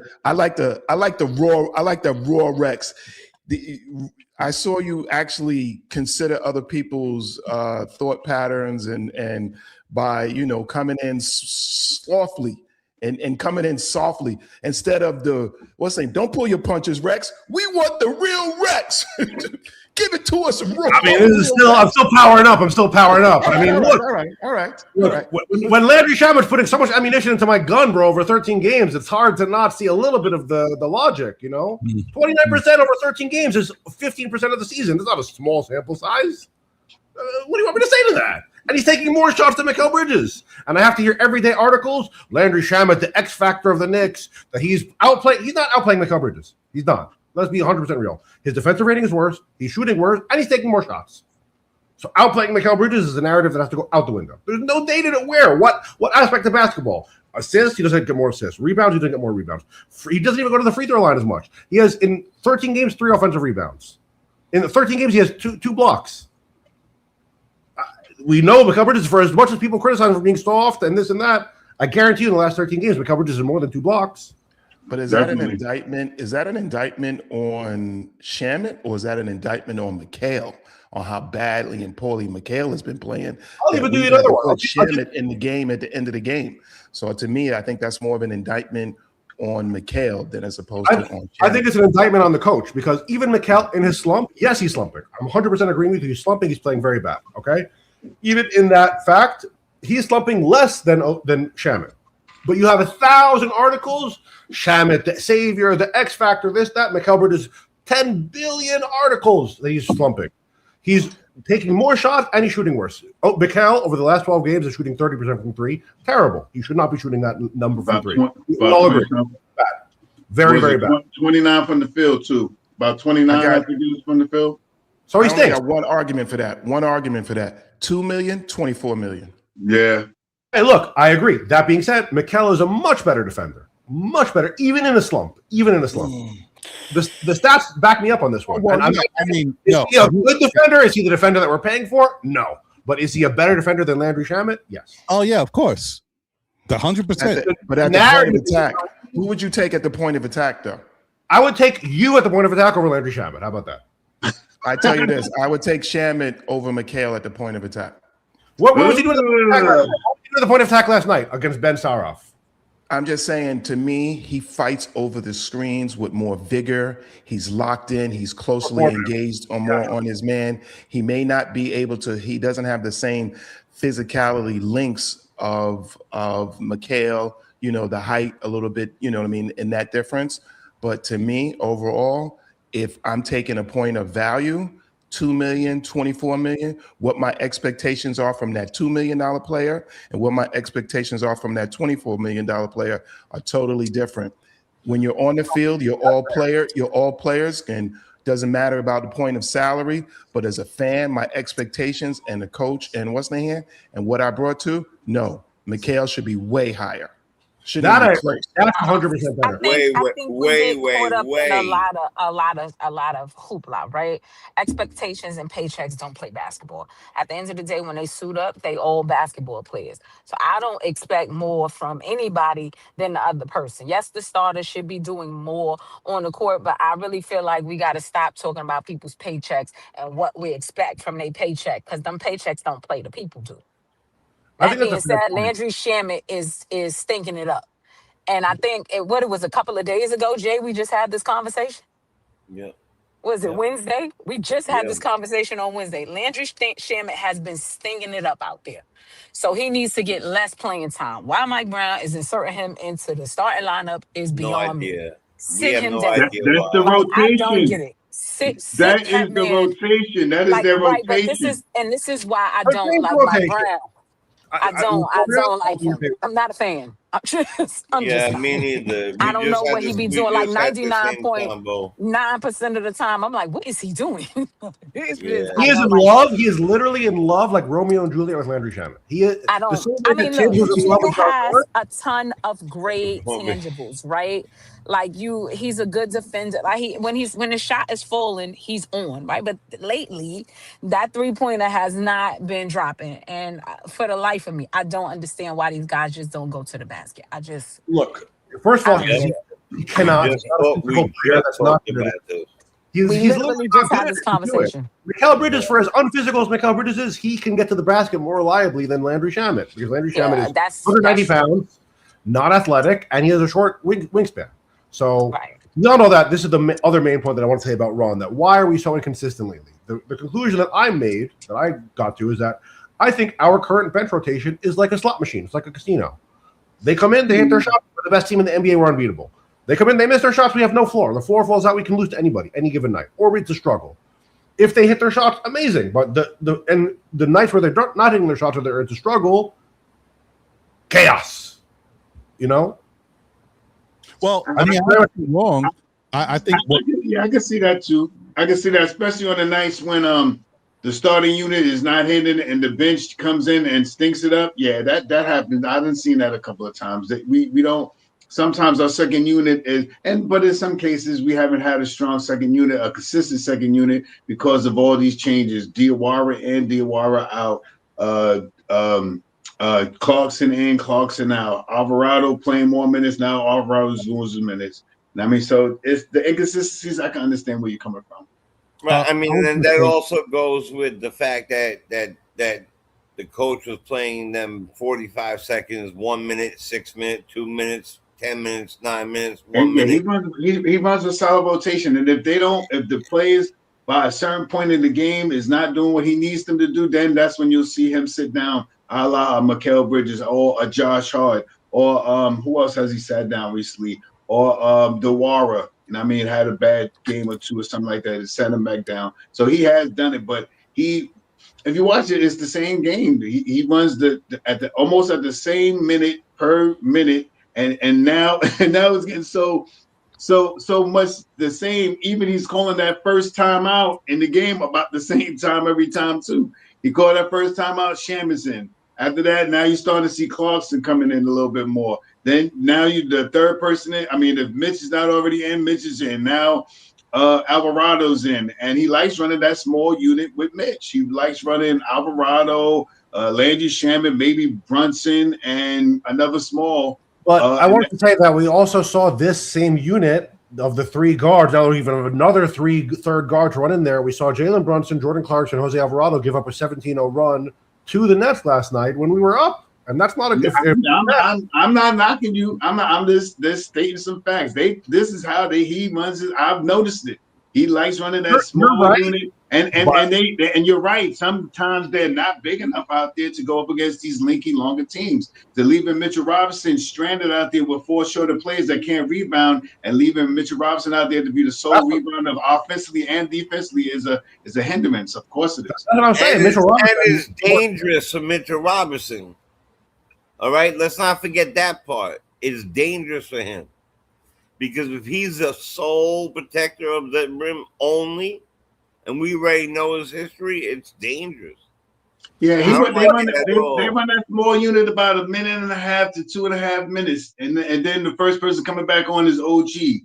Then you start getting the supplement of Brunson coming in for whoever the point guard is, and then the starting unit start. And then he likes to run. This is the funniest thing ever, because he likes to run that small unit, and then the next thing you know, he's out there with this two big man lineup again. Him, Mitchell Robinson, and Cat on the floor a whole lot now. If you haven't noticed it, they're on the court a whole lot more now together. And another person that they like putting into that lineup is Diawara. Diawara, that lineup too. Yeah, Diawara. That's a good lineup. Like right. So I'm saying, you see what I'm saying, right? This is how he runs. This is how I paid attention to the lineups, how he does it. And he does it almost like, it's not like Tom Thibodeau does, but he does try to trick a little bit with the lineups and stuff like that on certain nights with certain players against certain teams. But more than likely, you will see Mitchell Robinson, Karl Anthony Towns, and Diawara on the court together, just like you'll see Alvarado, Landry Shaman, and Clarkson now on the floor with Mitchell Robinson and whoever else, or Jalen Brunson or Mikal Bridges or OG, one of those guys from the starting unit. So this is something that I've been noticing and stuff like that. And I do like the lineup when Diawara, Mitch, and Cat is out there. They're very strong. It makes Cat play better defense because he has two guys that can back him up. He's like not the big man then. Mitch is the big man, so he goes to help out. It's the way you watch the game. I mean, way I watch the game is I watch those things. who commands those things, who's getting the rebounds in there, who's getting those 50-50 balls, because those are the things that win games for you. And then some nights the Knicks really good at it. Some nights they stink it up.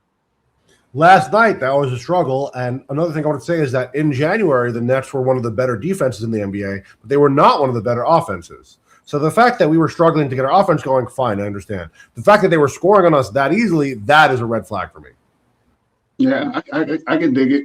I can that smaller lineup some nights is not popping, and that's more of a bench lineup, if you want to call it that. Some nights. Sorry, go ahead, Sean. No. I'm finished. I just was just piggybacking.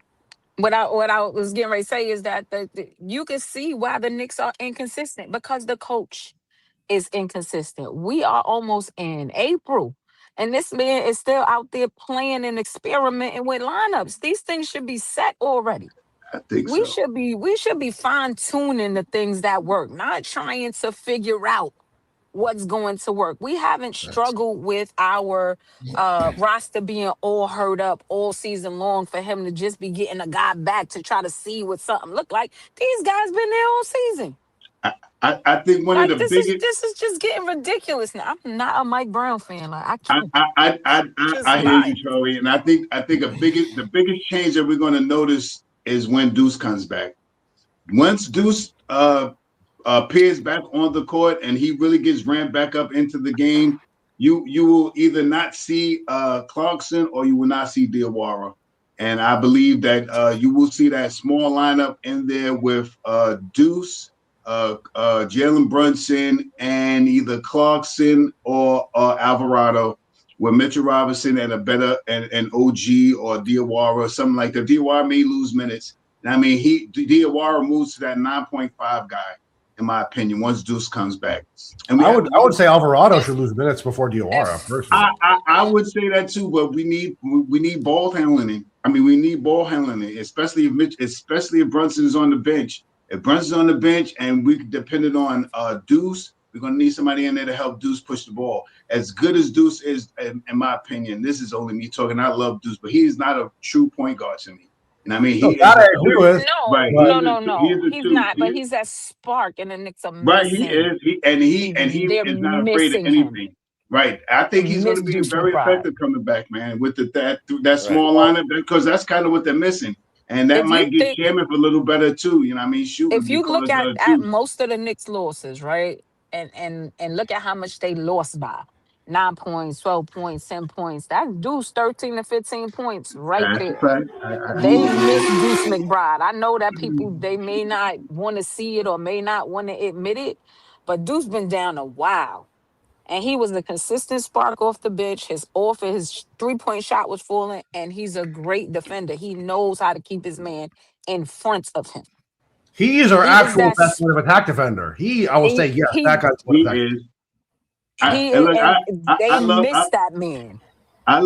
We do miss him, and this is one of the things that's going to be brought up more in the off season this year about Deuce. Because if we all really pay attention to Deuce been hurt the last 4 years, long times. Like last year, the year before last, he been hurt a couple months. This has been the worst. But last year he was hurt with a groin thing too, and the year before that he had a ailment with his leg and his whatchamacallit. You know what I mean? The first year he went down, he was hurt a little. I mean, not saying that for nothing, just throwing it out there. I can't wait till he comes back. But the biggest thing for Deuce is to get ramped back up. I hope that he has enough time to get back to what we were seeing, because if Deuce comes back and he's looking worse than Alvarado, you know what I mean? If he's coming in, he's looking worse than Alvarado, not pushing pace and passing the ball to the big man and stuff like that. And he's getting out there, he's chucking up threes, and he went from 44% shooting to 28% shooting. It's going to be a problem. We're going to be talking about, Deuce need to be traded. Well, from the way they talking, he should be back soon. He already taken contact. They say that. Come back real quick with that bigger lineup, that Houston 95 lineup, the three big guys. I think Kolek should be in there with them because he works best with the big guys. He works really good with the big guys.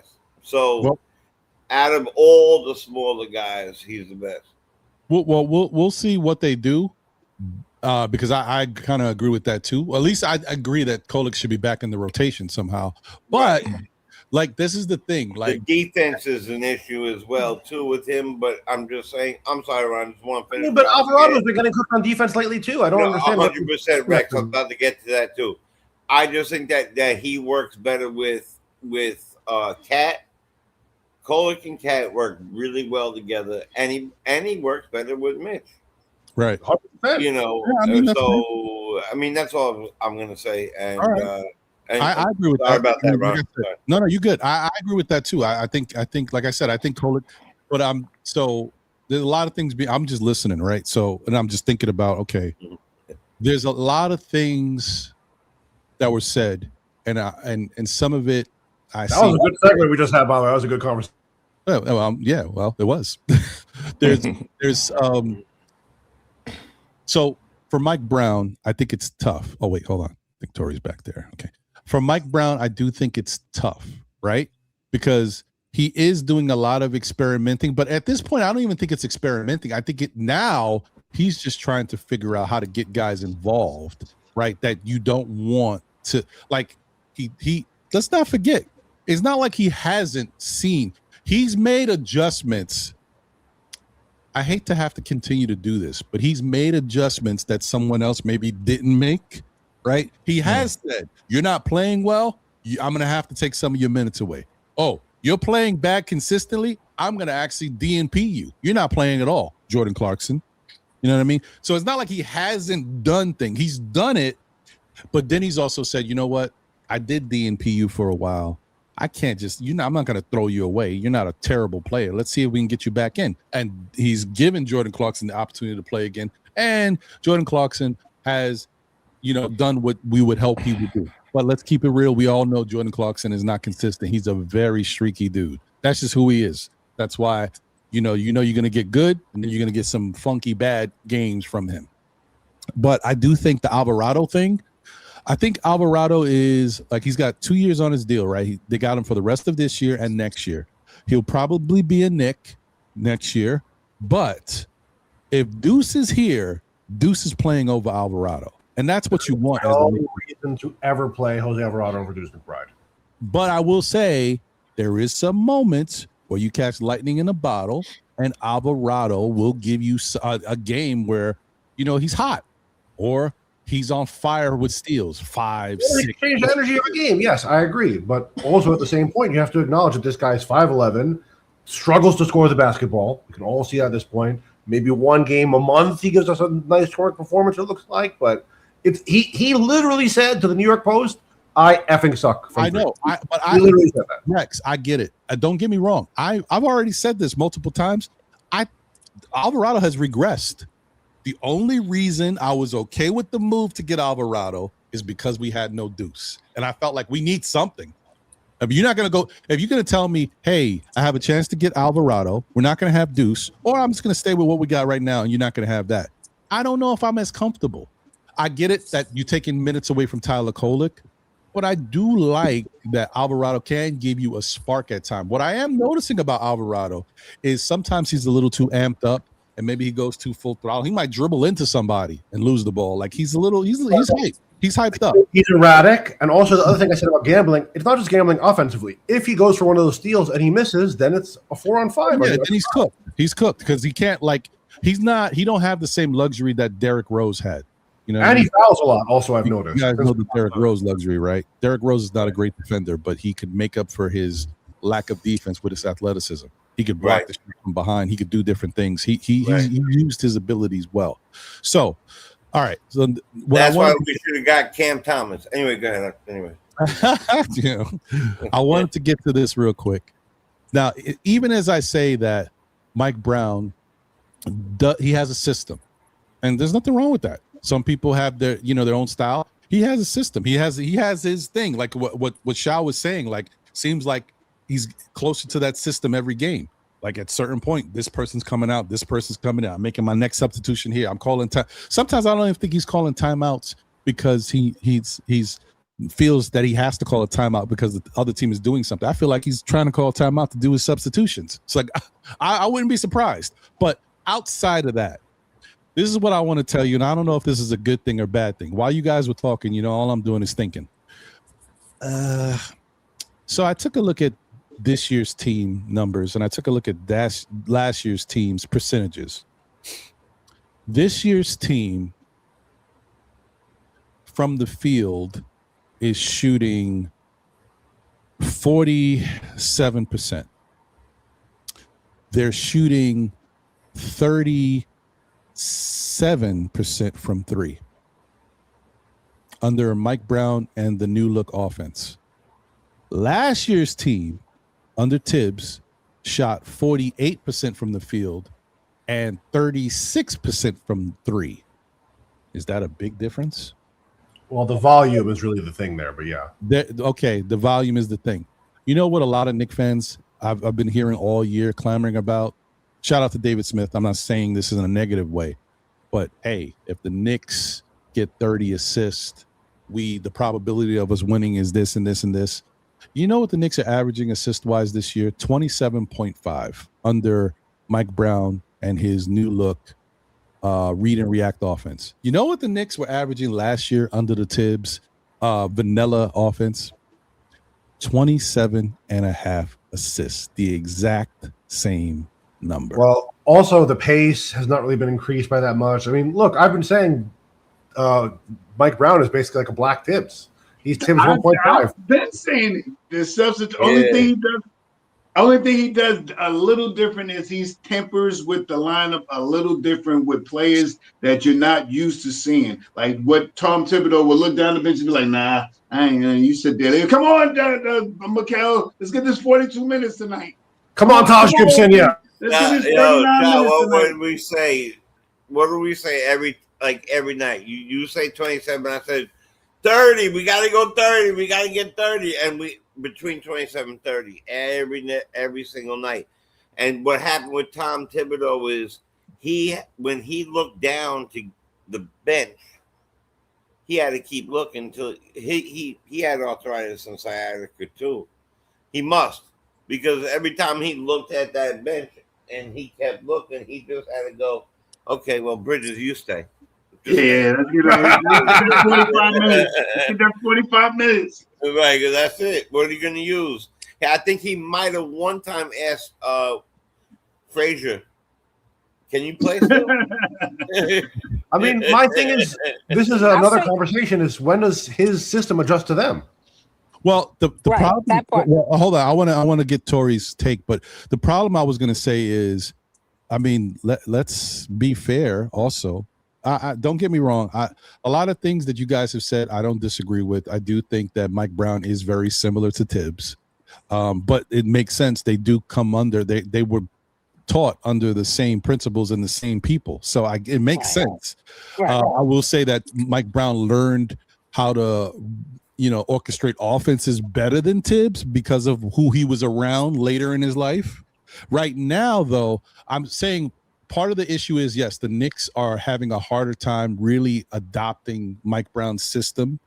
And this is still the first year. And as I said before, it's already been proven. Teams have it takes 2 years to get a new offensive system. This is what they say. But the other thing I want to say is it doesn't matter, because the Knicks team is the Knicks team, and this is what Mike Brown inherited. But is it fair to expect Mike Brown to be able to get this new offense off on a bunch of players that he inherited, that he didn't get to pick? Hey, this guy's perfect for my system. He didn't get a chance to go get him. He's got this team, and this team has to get his. And I've said this before, this Knicks team is smart. Some of the guys have high IQ, and some of the guys are very talented.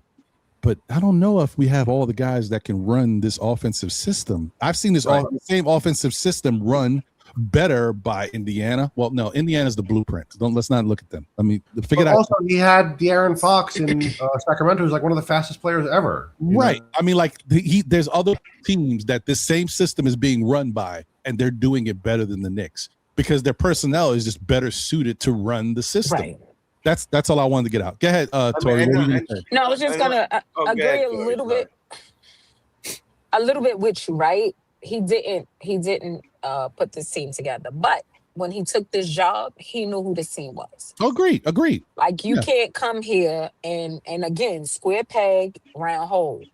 If it doesn't work, you have to adjust because this is not the team you picked. You came here to coach this group that was already together. Tibbs and Brown have a lot of similarities, which I really don't have a problem with because I didn't hate Tibbs. I just didn't like that he wasn't flexible and he wasn't willing to use all the pieces that he had. So now that Mike Brown is in here doing those things, I'm not going to be mad at. I'm not a fan of his, hey, but I'm not going to be mad that he has a similar style of Tibbs because Tibbs was a great coach. He just wasn't flexible. If he maybe used a little bit more of his bench, maybe we beat Indiana. Mm. And we're in the finals. Like just maybe. Like you being so stubborn is probably why we didn't go to the King and the Heroes. Like it is what it is. So that's just where I'm at with Mike Brown. But Mike Brown has to learn how to adjust. Like we can't keep giving him the out that he didn't pick this team. No, but he came here to coach it.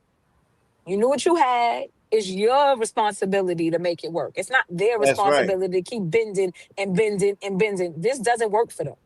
That's I At what 100% point do you agree. not 100% realize agree. that and adjust? The adjustment has to come from him at this point. Because if I your 100% best player is not playing up to par, that's a you thing.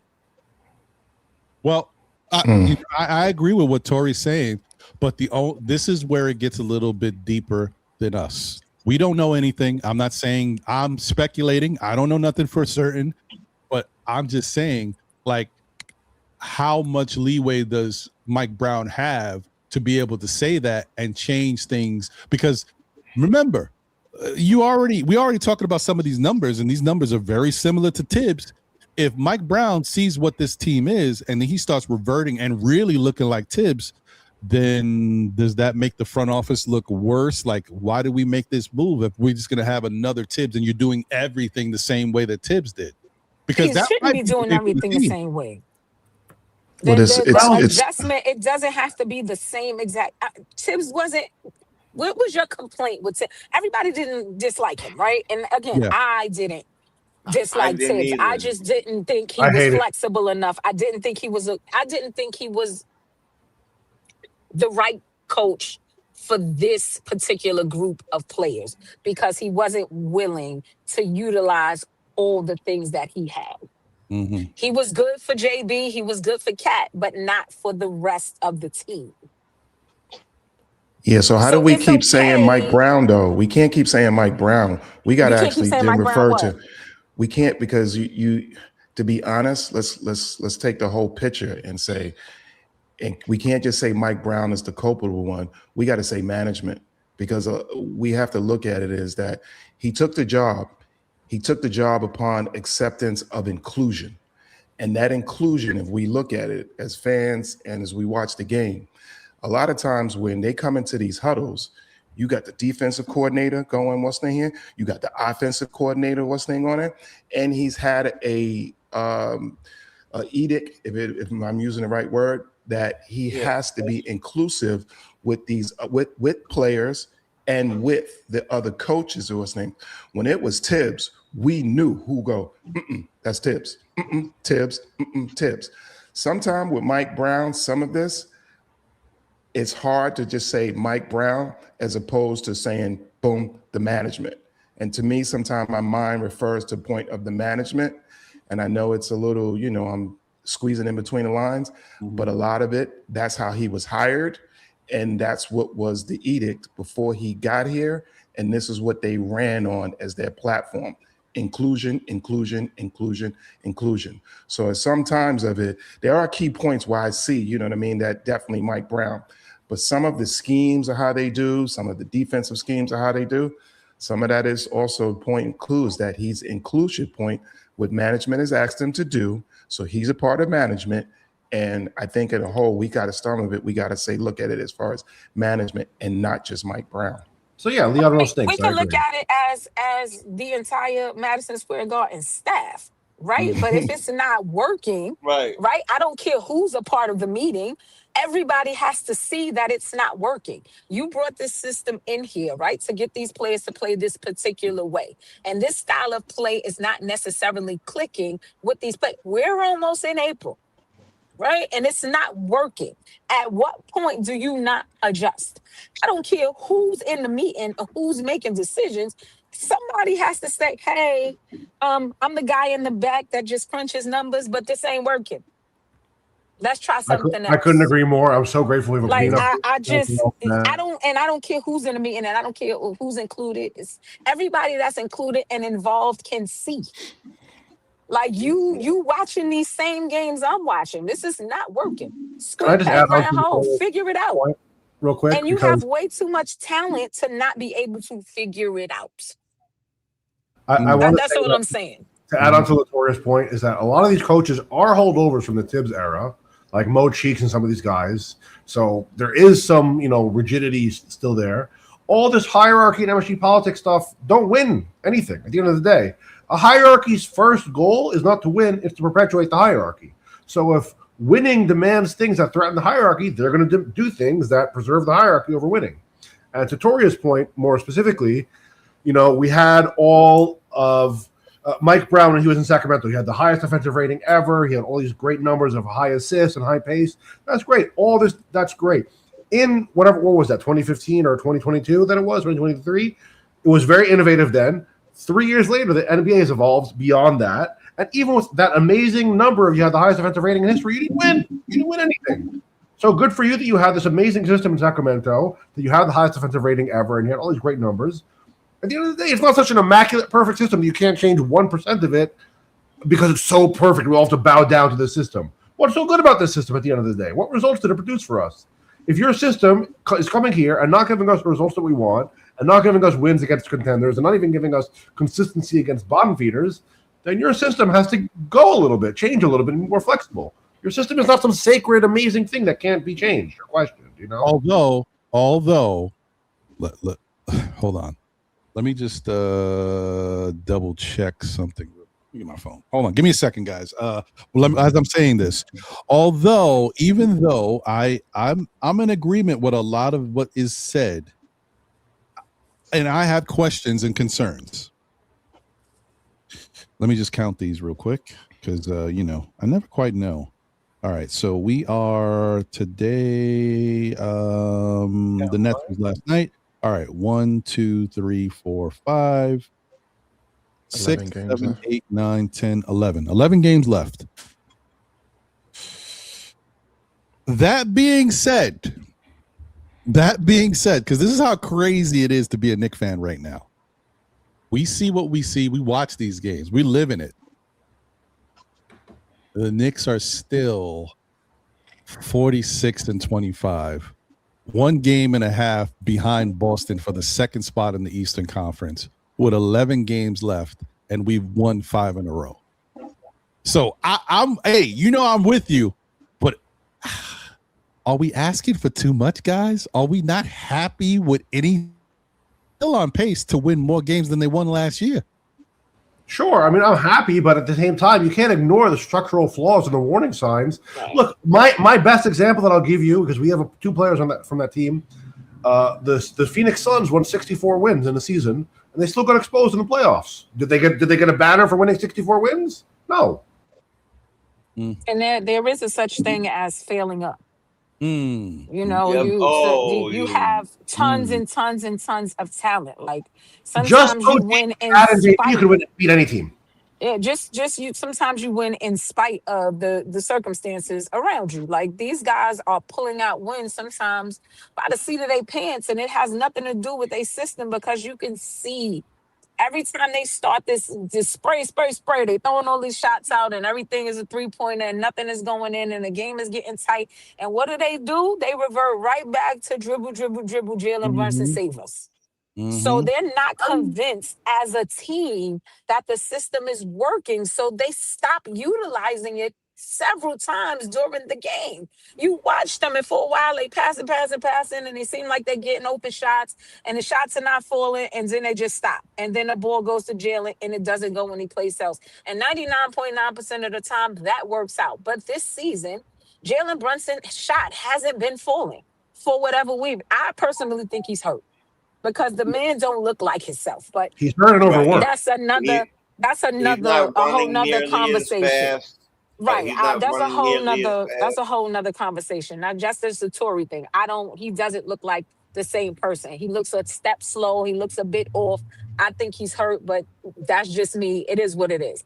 Mhm. But No, it's not it's not always just you. it's I got it. it's not working. Like the system, they stop using it. They'll dribble, dribble, dribble, Jalen Brunson save me, please. And that's what a lot of our games turn into. And Last night is the best example. if you have completely bought into the system and completely bought into your coach, that just doesn't happen. Well, let me ask you guys this. Is it I know I'm really hitting y'all with the devil's advocate stuff today, but we're having conversations, and I think these are really good conversations. We don't have these all the time, but sometimes when we get these, it's got to keep it going. Is it that the system's not working, or is the system working?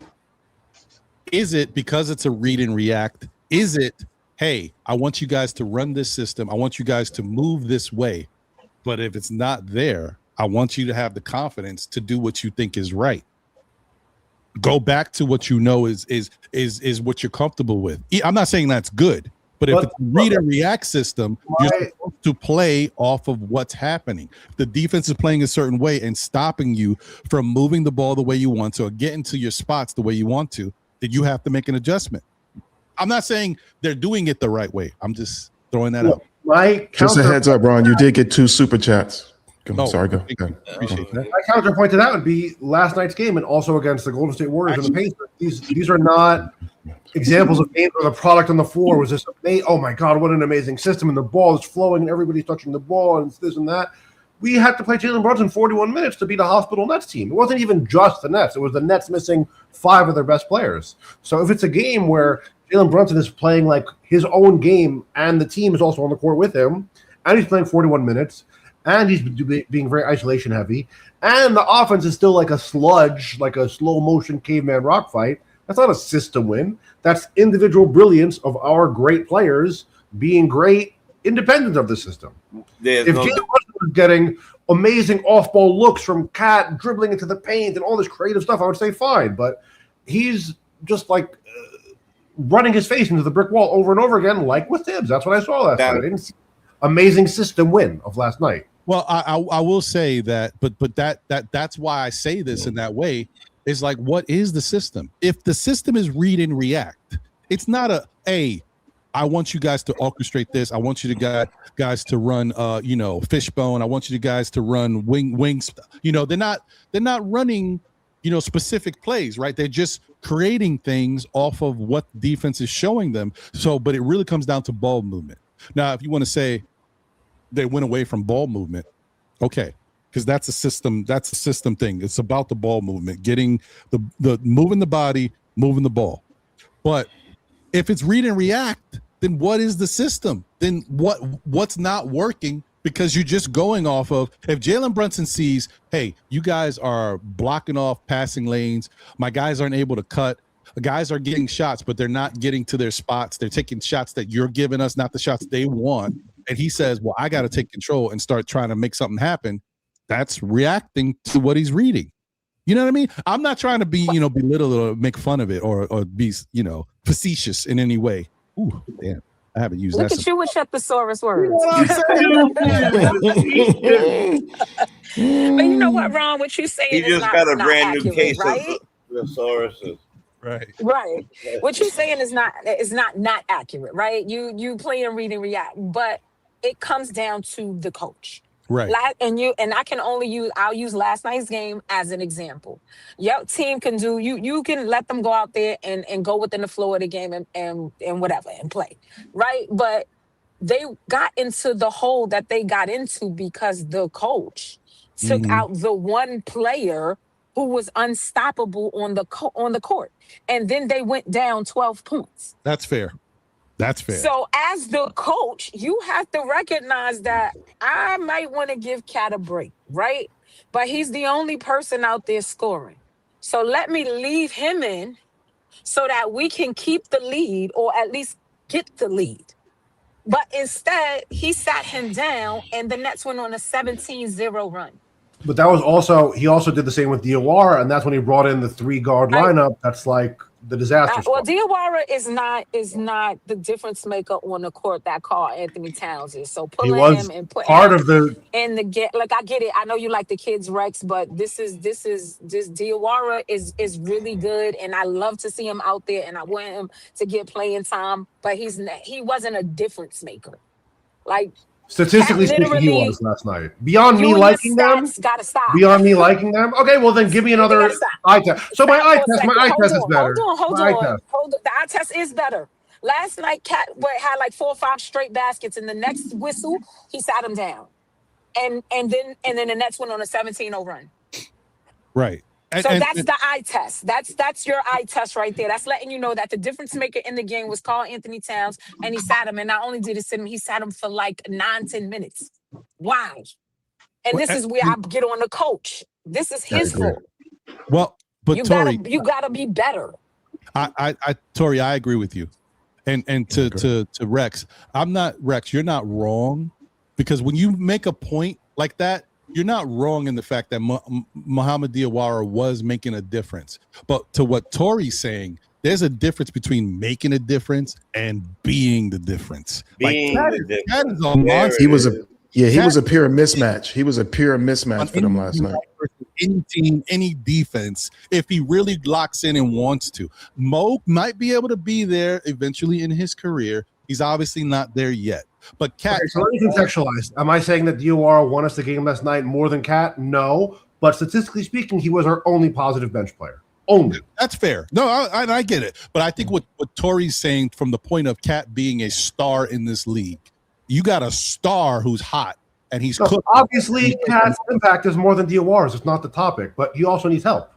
Right. No, that's fair. But you know what? My whole thing is, and I'm overthinking it right now, but this is a podcast, right? This is content. We're talking about everything. What else are we going to do? Wait, we on a podcast? What? You know what I mean? Wait a second. Oh my God. I'm thinking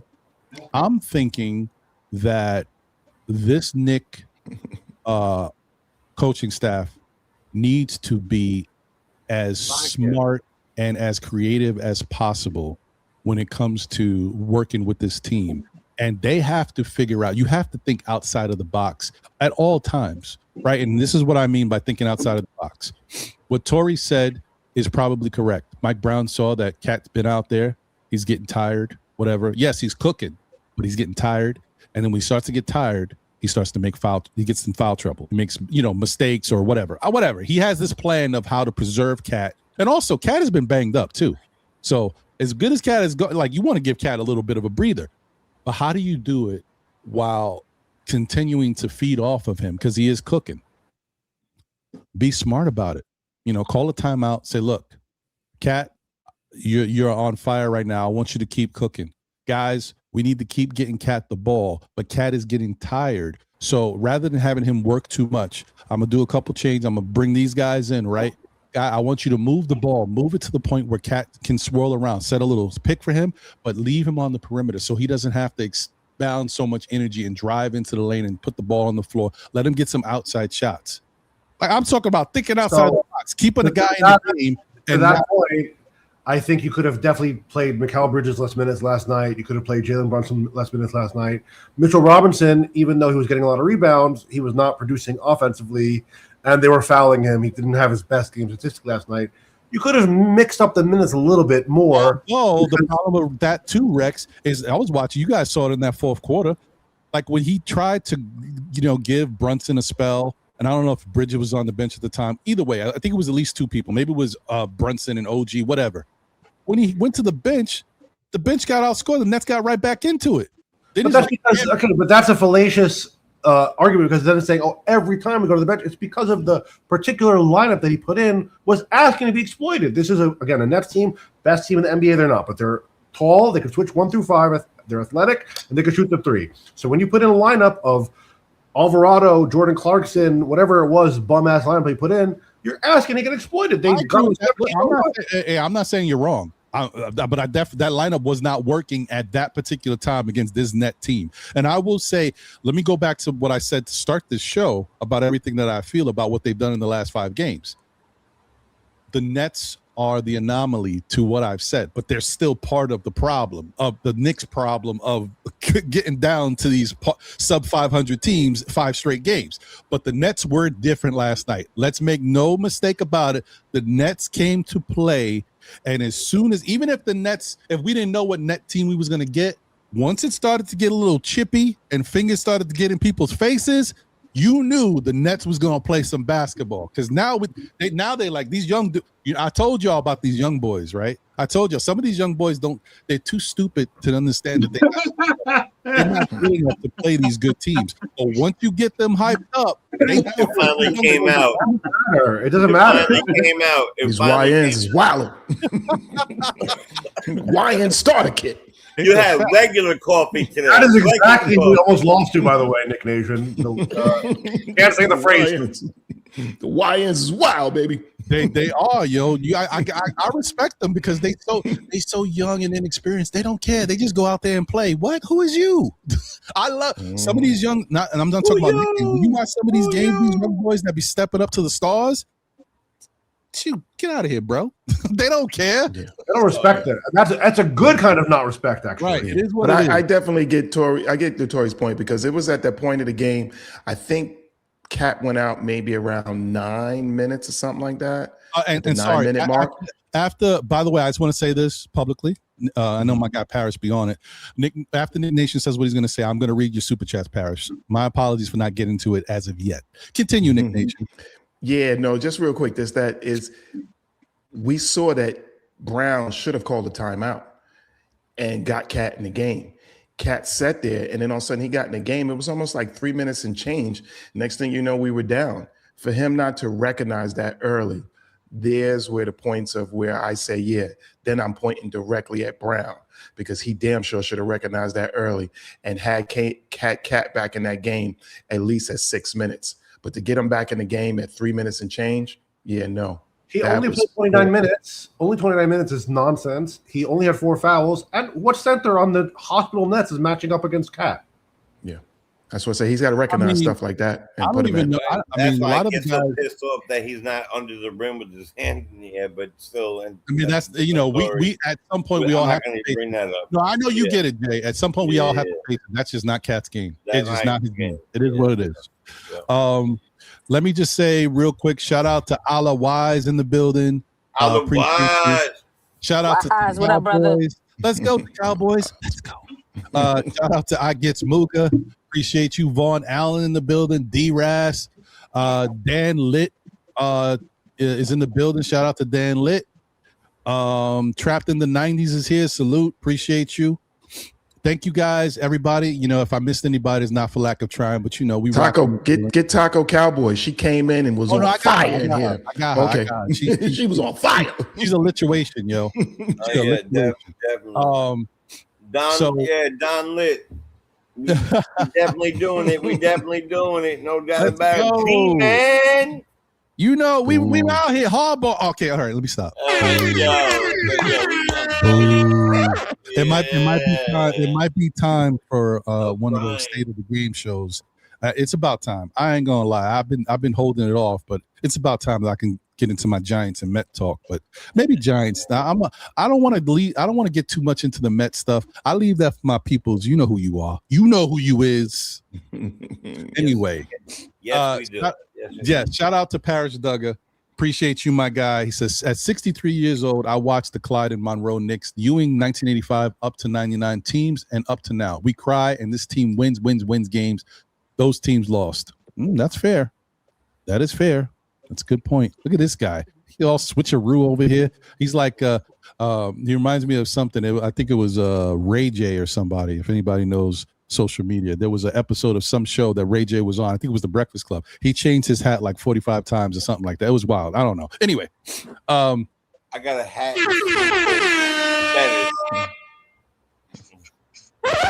You know what it is. Thank you once again, Parrish.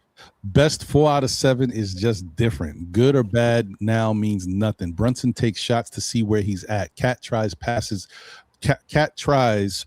And here we go with the nonsense. Just chill. I don't know about that. I will say, though, the one thing that out of everything that Cat has been doing lately, the only one thing that I miss from his game lately And it's like I said, this is nitpicking or nick picking. Nick You're all day. Ooh, bang. Tip the waiter. Tip the waiter. Anyway, I'm the waiter. He's been calming down with his assist, and I know Tori understands that because Tori Saying Cat or JB Tori is knows.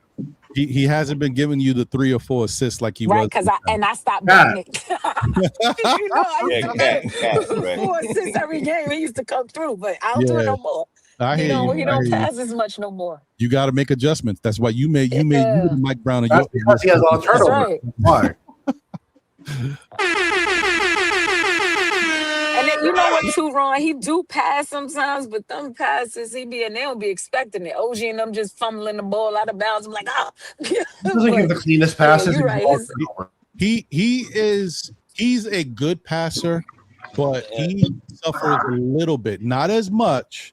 He suffers a little bit from the Julius Randle thing, the Michael Vick thing. He be throwing darts, like he just super hard, right? Yeah, Right. he gotta calm down. 3 feet away from 3 feet Like, dude, away why you from throwing the ball like that? He was next to OG and he whipping went it, like yo. this. Boom. And then OG looked at his hands. I'm like, damn, hot potato. He gotta calm down. B. He gonna be Word, catching hot fingers. potato. Yo, I not for nothing as a basketball player when I used to hate dudes like that. Yo, I'm trying to shoot. You breaking my fingers here, bro. You understand I got a finger jam because I'm There's a bad always one in the park. Always one in the killing park. me, bro. Anyway. The one thing that Yeah. Parrish is right about is the fact that we're complaining about wins. But I think that because we're in the winning era with this team, we expect an annihilation every game, and it's just not coming. That's a And fact. then you start That's a nitpicking. fact. You're looking at it, you're like, how come we didn't beat them by 100? Like, That's a calm fact. down. It's true. It's We true. won, but it wasn't by 30. Like, it's like, Expectations. You ain't lying. yeah, and just like I said earlier, expectations and paychecks don't play basketball. So we all need to tamper down, I guess, I just a think little bit, including myself. we not used to this, Tori. I think this is a new time for us as far Right. as Proud of you, Tori. being a really good team, having championship type expectations, and then Nick picking over everything, right? Because this is something I expect from Yankee fans. No offense. The Yankees are used to winning. It's true. Oh, You know, yes, and okay. they look at things differently. I swear to you. Yes, okay. Because we're winners. We're winners. I was never envious of the Yankee fans. I actually didn't like them. You knew Yankee fans. Y'all cool. That old Yankee fans that I used to get thrown beer on when I used to go to the stadium. That's different. I didn't like those guys.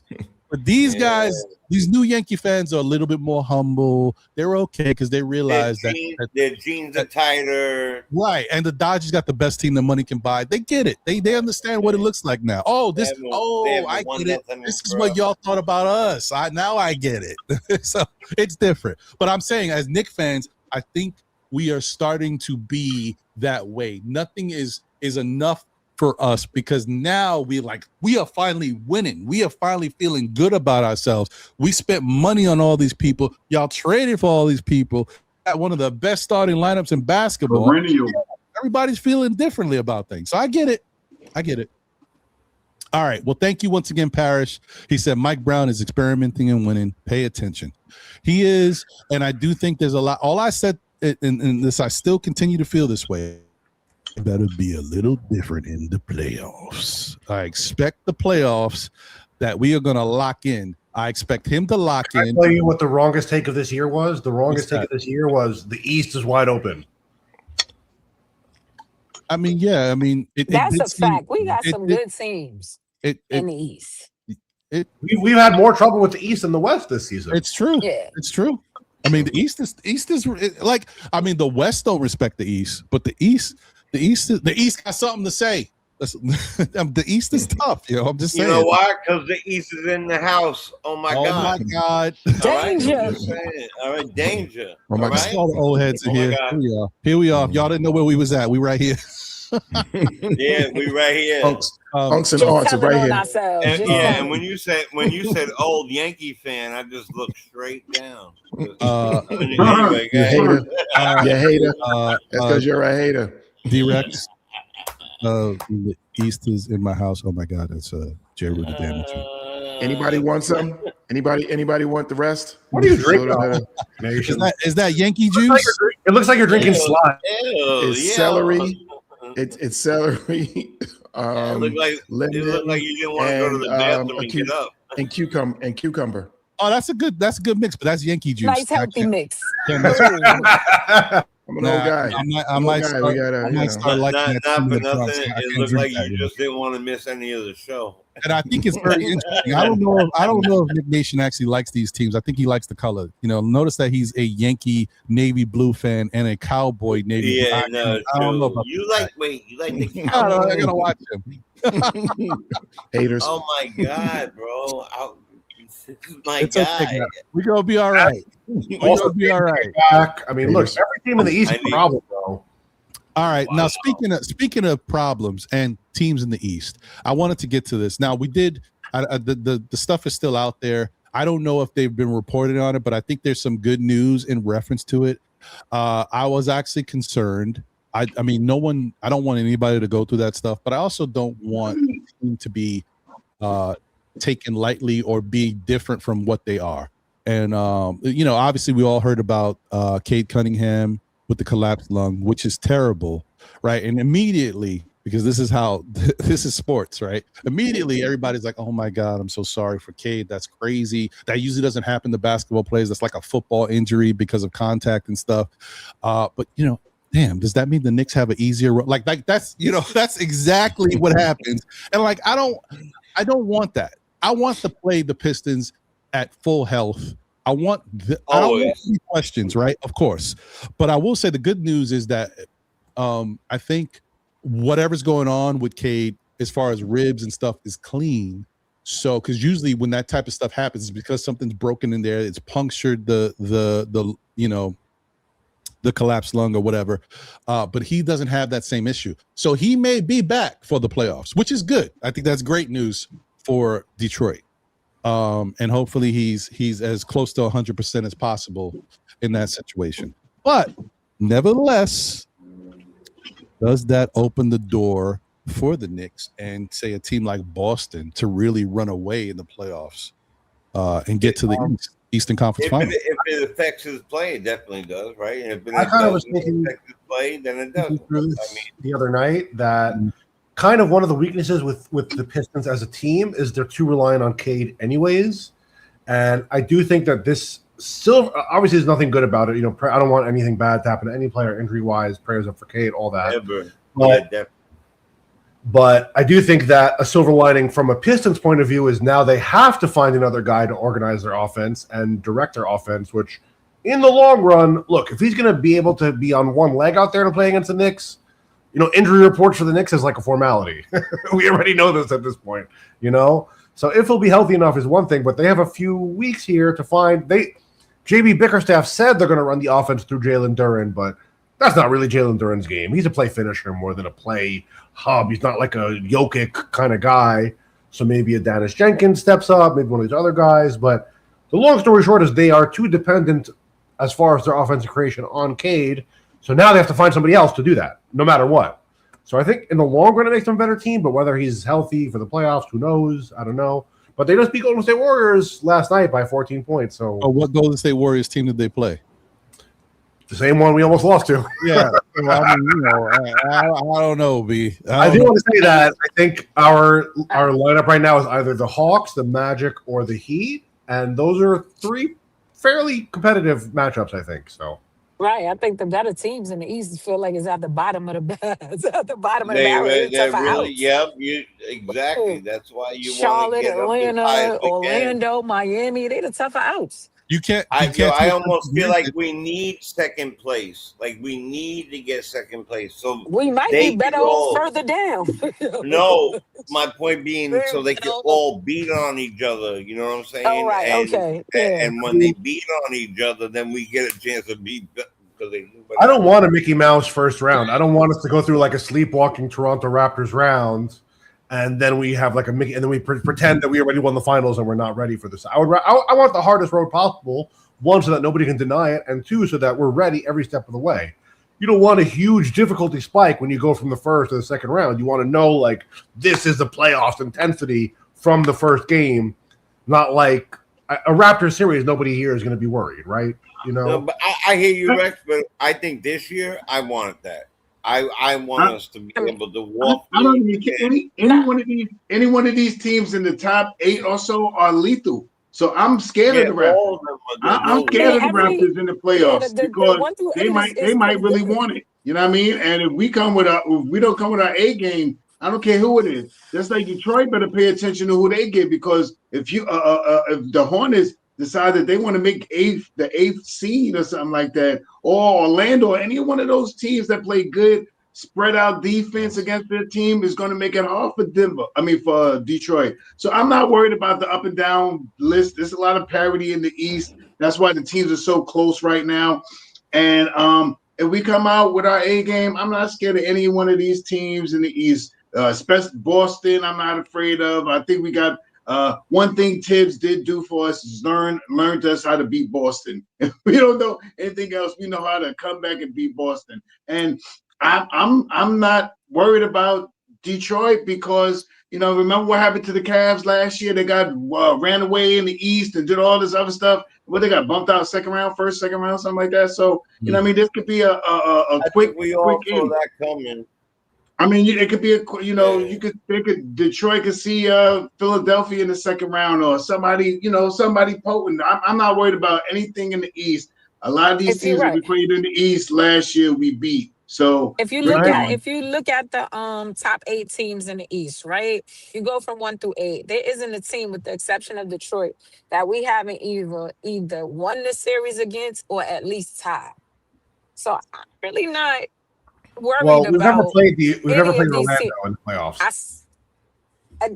I'm talking about the regular season, Rex. There isn't a team that we. My bad. Right, I'm talking about the season. These teams we haven't we've either won the series or we've tied with them for the series, except for I think maybe Charlotte and Atlanta, because we haven't finished our series with them yet. But I'm not really worried about these teams because we've beat them all, and pretty convincingly. It's not like you get in the games and they like dog fights. So I'm not really worried about any team in the East. I think when the Knicks are on, I don't think any team in the league can beat them. The problem is you never know what Knicks team you're gonna get. What Knicks team is on, right? You know, you don't know what Knicks team you're gonna get. You turn the TV on, you're like, well, who we got today? That's just the way the season been going. But when they're on, and we've seen they're on, when they're on, they're pretty lethal. Can I pose a question to the panel on this note? What is the team in the first round you least want to face that you feel like is the most threatening? Charlotte? Yeah, I would say Charlotte is funky. Do not want to see them. Ain't got nothing left to do but to win or lose. Right. I think they have the least amount to lose out of anybody in the entire. So that's why. Okay, that makes a lot of sense. Actually, yeah. Charlotte is playing with house money. They're not expecting to. They'll go all out just to beat us, right? Yeah. Anybody. That's not just us. And not anybody. Just us. They gonna play like that against anybody. Charlotte is they gonna come to play against whoever they going to play. Like they're not gonna be an easy out. At least that's how I see it. I'm gonna take that back. It's gonna be double for us, yeah. Frozen chosen. Frozen chosen. Frozen chosen. I'm really looking forward to that last Atlanta matchup that's coming up. I'm very curious how that one's going to go. That's what I'm worried. Atlanta. Jay Boogie is. I mean, that's the truth. Too. What is that? What is Atlanta seated at now? Where are they? They're on a heater, bro. They're playing good. No, they've won a lot of games straight. But where are they rank wise? They're number 7 right now. They're 38 and 32. Okay. Yeah, 7. Didn't they just win 11 or something? I'll be at the game Thursday. We haven't played them since the trade. We haven't seen them. No, one time we played them after the trade, we lost. Yeah, we did. I thought we didn't see them after the trade. I thought we played them once before in December, which was the Kevin McCullough game. The next game we played them, which by the way was his last game. You could technically thank Kevin McCullough for getting Trae Young traded, but the game we played them after that, it was a tough game. That was the game Hook Porty played well, but we lost. Okay. Yeah, but you know what? Atlanta did just lose. But yes, they had won like 11 in a row, whatever it is. Looks like they was on a nice little streak. Yeah. Their problem. Their problem. Yeah. You got the the changes that some of these teams made, like the Cavaliers, like Atlanta. You got to respect it because they did some interesting stuff to make their team interesting. Yeah, Kobe White is the issue for Charlotte. Kobe White, once he comes off, as he heats up, Kobe White's a problem. Man, Knuckle, Kobe, they got some Knuckle is people really down there. That like that team. Knuckle kid is hard to pronounce. Yeah, he's starting. And very unbelievable. That kid was up 23 against the Knicks in the playoff game for sure. The 3-point thing for the rookie and what age is a monster. He's the number one. Sherwin says he's sorry, but he thinks Detroit can sweep us.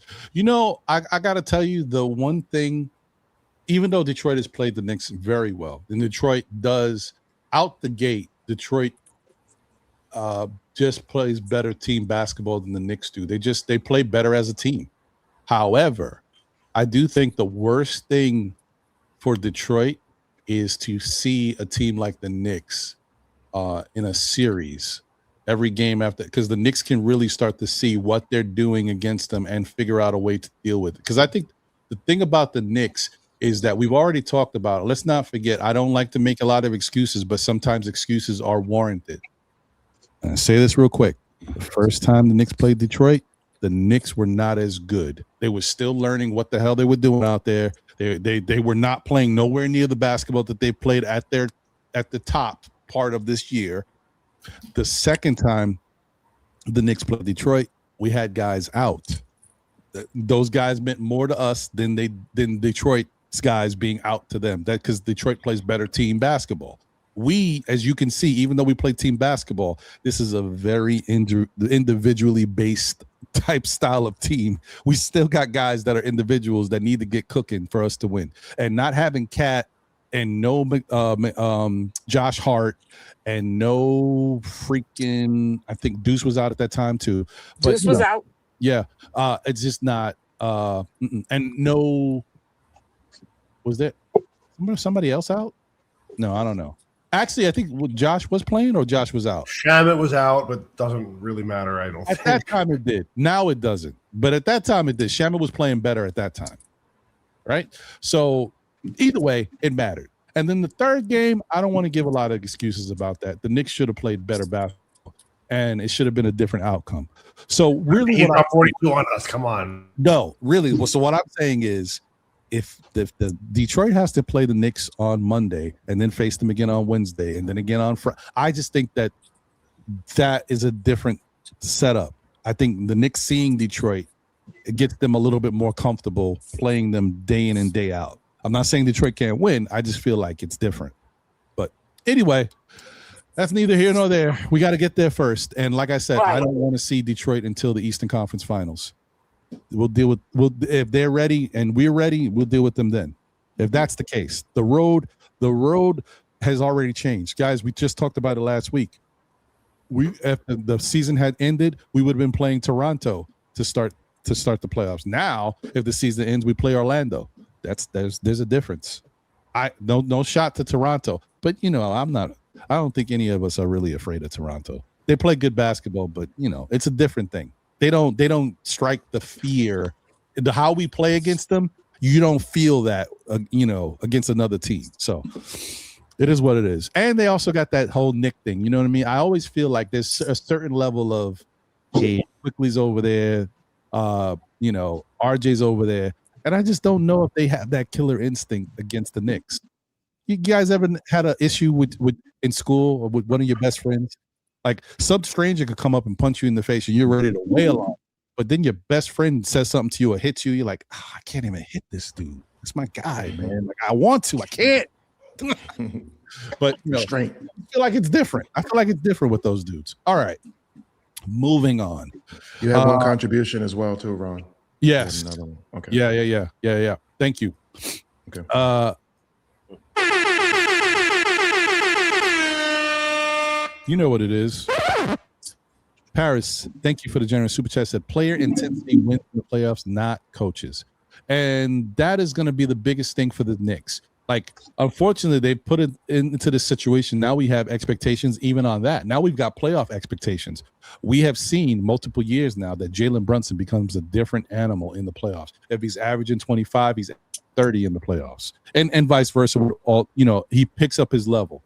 And we've also seen it with Mikal Bridges defensively. If he's playing poorly defensively in this regular season, when it comes to the playoffs, he's the right place, right time Bridges. I gave him that nickname for a reason. I hope it reigns true again this year, but we'll see. We're hoping for that. Because honestly, if we don't look, I'm gonna call a spade and say this right now. Today's been all about me saying different things that maybe I thought I wouldn't say. I already said with the 400 million, 83 million per year. No, I'm not giving that to Jalen Brunson. I'm sorry. And if we go into the playoffs, well, you know, if we go into this playoffs and it's not right place, right time Bridges, and it's not step up your game, Jalen Brunson. If Jalen is averaging 25 or 26 points right now, and he goes into the playoffs and he's averaging 25 or 26 points, I think we catching the L, yo. I don't think we winning. I think we're gonna be up out of it. So that's I'm hoping that's not the case. The point is the playoffs, you have to step up your game, step up your intensity, step up your overall play, step up your basketball IQ. That's the only way you're going to win consistently in the playoffs. We saw that all of that got taken away from us, and we got beat at our own game by Indiana. Last year, got beat at our own game. We tried to be physical with them. We tried to, give them a taste of what we had learned from Detroit, and also what worked for us against Boston, and it did not work against Indiana. And in fact, Indiana was the more physical team versus us, and they were better defensively overall, which is weird because we knew that Indiana is not about that life, but they were against us last year. So this is what we have to look at going forward into the playoffs. It doesn't matter who we play. We got to learn from last year. Everything we picked up and what we faced, this is the playoffs is going to be physical. The refs are allowing these teams to get away with stuff. That's first off, out the gate right now, guys. Everybody knows the Knicks better understand when they start the playoffs, the refs are going to let these guys play and do whatever the hell they want against the Knicks. So they just got to be ready for it. Do not cry to the refs. It's the playoffs. All that stuff don't matter. If anything, you have to learn to do exactly what they're doing to you back to them. So we'll see what happens. That's all it should ever been the entire season. You physical with me, physical back. And up them. You know what I mean? Yep. Do one. You got if somebody elbows you once, elbow them twice. And enough. And I think that a big portion what was bothering me about Cat was he deserved the call, but to stay there and to be yelling with the refs and whining about it and not following through, that bothered me. He's done far less of that, which is making him more efficient because he's on time, down, not trying to get that hook foul so he could get in his place. I think all those things coincide together. So, yeah. We just got to stop. They're not going to give us the fouls. Look, we are getting run over. JB is getting hit into the third row. Towns is getting hit every play. Let it go. It's conditioning. We've been conditioning all season for the playoffs, so we should be good. We should understand it. And just let it go and go play ball. Gotta just go play. You can't. One more, Ron. Dictate the game. Yeah, like he sent another one, Ron. Like in the park, you don't call foul. All right, so they call a foul, don't cry about it. Do the opposite. Just get back there and play physical ball, man. That's it. Yep. You know what it is. Shout out to my guy, Paris Duggan. Thank you for the generous super chat. He says, Boston, Scally on NBA radio said the Knicks don't have an identity to prepare for. That's why they beat you in big situations. They simply do enough to win. I mean, I'm not, you're not going to hear me argue with that. I keep saying, I'm still hearing it. I'm still hearing it. I don't understand why this is so hard to fathom. Why it's no one is just willing to say that maybe the identity is that they're a balanced team. I've been the only one that's saying the Knicks are balanced. This is who they are. If you're gonna tell me, I mean, what else am I supposed to think? You're telling me that you are third in offense all year, you're seventh in defense all year, you're balanced. Okay, let's flip it. You're telling me in the last 20, 25 games, you're first in defense and you're third in offense. You're balanced. What's this? The Knicks' identity is defense. No, it's not their identity. They were winning games early in the season without playing great defense. They're playing great defense now. Fine. Guess what? Their offense is struggling. Well, no, but their offense it all year. So their offense has to be that. No, you just said it was the defense because they're balanced. I don't know why that's such a hard thing for everybody to. There's nothing wrong with saying you're a balanced team. You don't have to have an either offense or defensive identity. If anything, I think having a balanced identity is a great thing. That just means that they have several ways to beat you. They can beat you by playing really good defense and keeping the game comfortable so that they can just go on a little run and put the game away. Or if their defense is not where it needs to be and they're struggling, if they're hot offensively, they could blow you out. What's wrong with that? I don't get the issue why people are so, pressing. It has to be either offensive or they're defensive. What are they? They can't be both. Like what? Why not?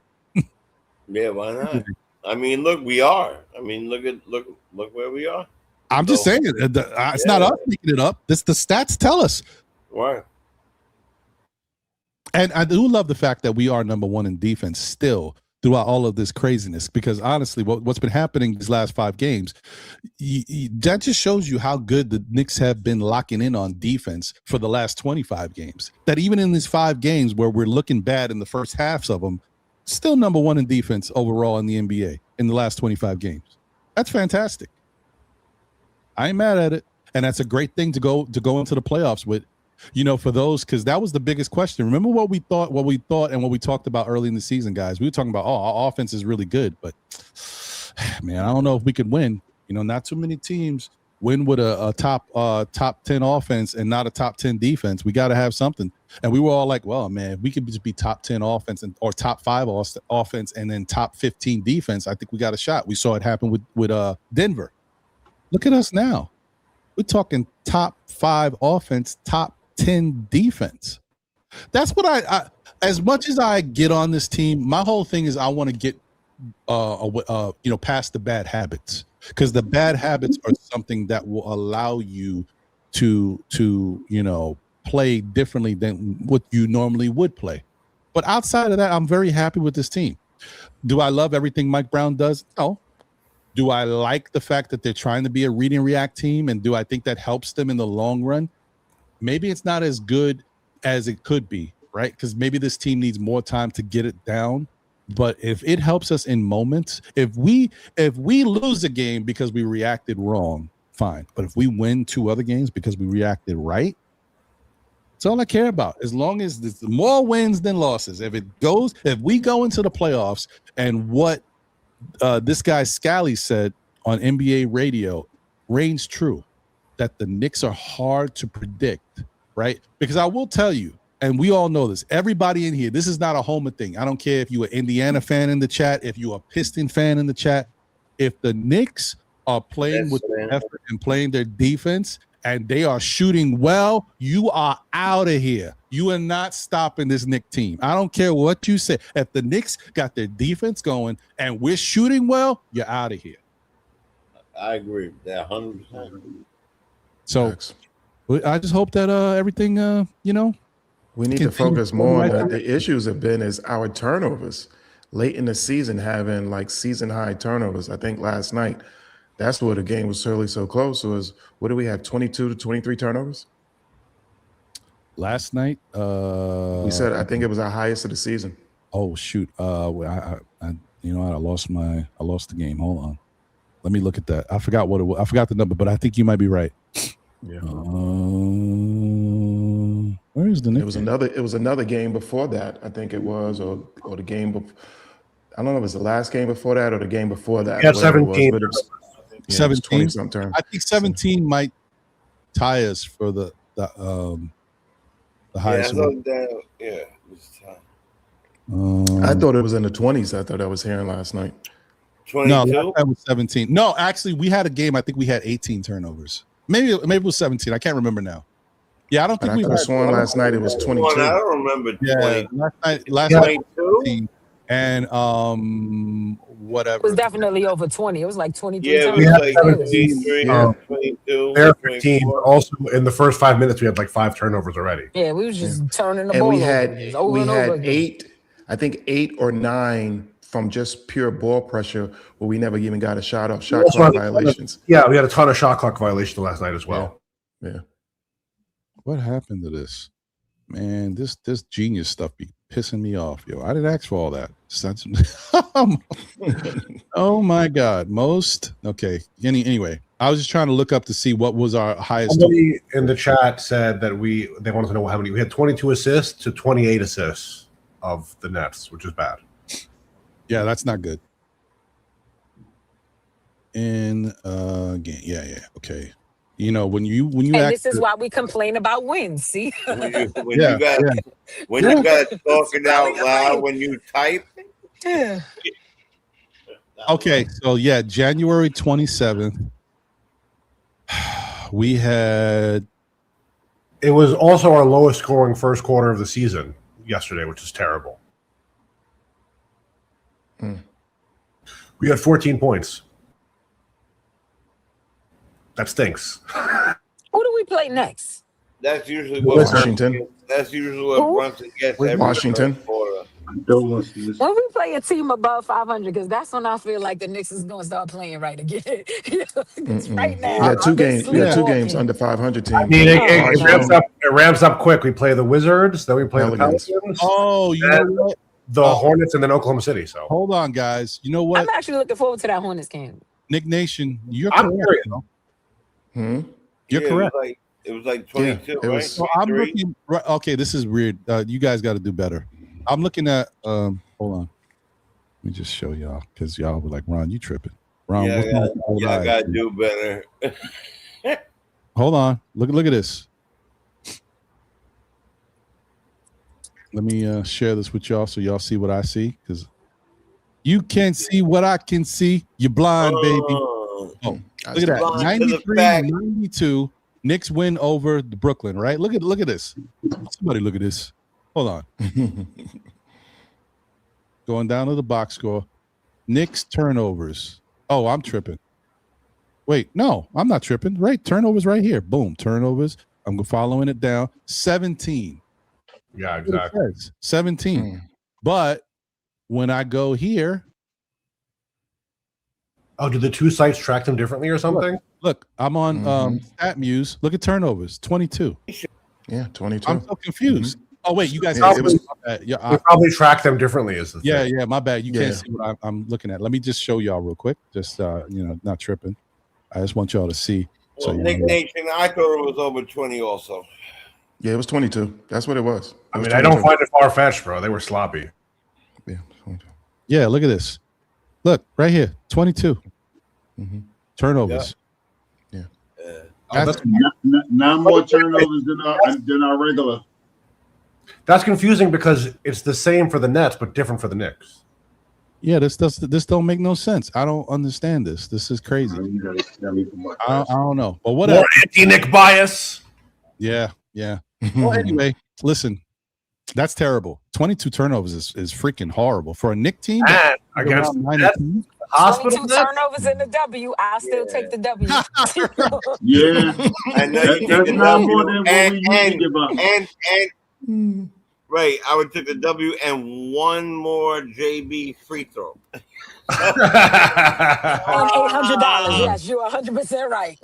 I'm not even saying one more. We needed all 3 of those shots, man. This thing could have came down to Towns missed 2. You know what I mean? We missed Tory. 1 point. 1 point for a parlay for JB when he missed that free throw. Oh, I get it. I played the over under last night. I lost. Yeah, on that because he missed one. I missed that on $3,200. Anyway, leave it alone. Leave it alone. Sorry, people. That's terrible.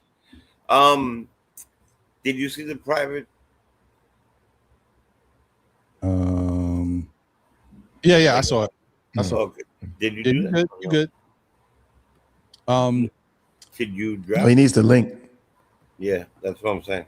Oh, maybe I didn't read it. I'm like, I saw. Yeah. I didn't read it. Oh, you know what? You're doing to me what I did in my last relationship. That I don't have that relationship no more. Oh, you know what? Okay. I didn't read the whole thing. I saw my. Yeah, okay. I didn't see what she was asking. Okay, anyway. Oh, you want me to do that now? Yeah. No, I wanted you to do it then. My bad. Hey now. Okay. Shout out to a couple other people in the chat. Appreciate you guys. Matthew Hurley's in the building. What up, Matt? C. Cartagena. I think I failed to mention you before, my guy. You know, it's always love. No, Shout out to Doughboy Fresh Music in the building. Appreciate you. And he said his album's coming out on Thursday. Enjoy. I didn't. All right. All right. Am I here? You guys see me? Yeah. There you go. You were first for a second. I messed up. Yeah, I pressed the Wi-Fi button. I'm over here clicking things. I hit the Wi-Fi and I'm like, oops, my bad. Somebody get Unk. Yeah. I'm having a moment, y'all. Right, when you said you want me to do that right now, no, I wanted you to do it back then. Go get Unk. Unk out here. Wow. Shout out to you, Doughboy Fresh. I'll check you out. Like, I got your name. I'll check out your music, see what you about. You know what I mean? Because, you know, back in my day, I used to be into hip hop. I'm not really into hip hop as much as I used to be because today's music is different. But, you know, I am an R&B king. So it is what it is. We out here in these streets. Word. Show us something. We heard you're nice. Oh, yeah. Yeah. Let me get rid of the other Goodbye. Today? Okay, he's gone. Hello. What's happening? Shout out to No Stray. You look better. Salute. All right. Okay. No Stray is my favorite Celtics fan. Okay. My guy got a whole bunch of stuff going on. He says, yes, I appreciate it. I sing too, and I got some alchemy merch for all of you. Look at you, Doughboy. Okay. Joey, yeah, KC and JoJo in the house. Yeah, no, not on this, not over here, B. I'm what they call a really good background singer. Do. You know what I mean? All right, put me with 4 other guys. We can harmonize. That's all And all them high notes in the shower, I got you, Ron. Yeah, I'm more like deep. I get into my baritone. You know what I mean? Right. I never should. Who's that? You know what I always was curious about? Who's that in Latoya? Who's that in that picture? Is that you? What picture? The picture we see it of you right there. Oh yeah, that's me. Yeah, but in that picture, you look like my complexion, but in real life, you like Rex complexion. So that's why I was like, no, I'm not that light. I'm not that light. I mean, yeah, she's light. I don't know if she's that light. I mean, the cowboy has keeping some shade on her face, so you know. Something, but her arm too looks like my complexion, but in real life, oh no. Oh, okay. He said you rocking with the light skins, yo. This is school days right now. Hey, what are you trying to imply over here? What are you trying to imply over here? It ain't nothing wrong being light skinned. And you not that dark, Rex. No, I don't want to be a part of the light skin behavior because you know when they be saying you be acting light skin, that ain't me. Yeah. Rex is a lot lighter than Corey B. Yeah, funny. Anyway, all right. So as I said, I'll be trying, and today is one of them days I'll be trying because I got to get some stuff doing. You know, I don't know if y'all April 15th around the corner. I don't know if y'all did your taxes, but I'm late to the game, and I'm not trying to be that late. You know what I mean? Yeah. So let me get to your thoughts, final words, and all that good stuff. I know everybody's like, Ron, this is only almost. It's not even. You just hitting 3 hours. Hey, it is what it is, y'all. Sometimes it's Saturday, and believe me, when it starts getting nice. I ain't doing no 5-hour joints on no Saturdays, B. Word. I gotta be out and about. I gotta be in them streets. I'm a shake it. Ron, I don't believe you. For no, I do not believe you. No, sorry, I'll probably Do be not believe you. everybody's out there drinking Gotta do pina a coladas. live. You gotta do a live one. I know. Gotta do a live, like a You live see my one. man when he walking and talking, he was breathing heavy there. Well, so we got to get you out there some more. Yeah, I gotta get. Well, let me tell you, this cold air when it hits me, and I'm out here struggling for y'all, man. Yeah, man, the Knicks is. I'm the one always telling you about breathing in that cold air like that. It's not good, B. It's not good. No. Yeah, I hear that. You know what? I got a 23-year-old now. The child credits is over. Okay, I'm done. All right. You can hear me good, guys. Final words. Yep. Yeah, we hear you. We hear you. All right. Uh oh. Wait, I was getting a call. I don't know. Maybe he was trying to get in. I don't know. Well, I'll put the link out there real quick, just in case if that's what he wanted. 23-year-old now. I just got a 25-year-old last week. Oh wow. Happy 33, 28, 23. Yeah. I mean, when you're 72, that's really young. Do you have them late? I had him a little late.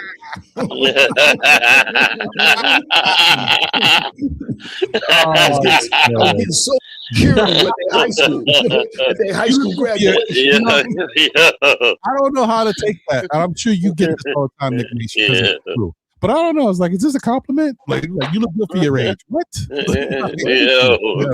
it's not. It's not. No.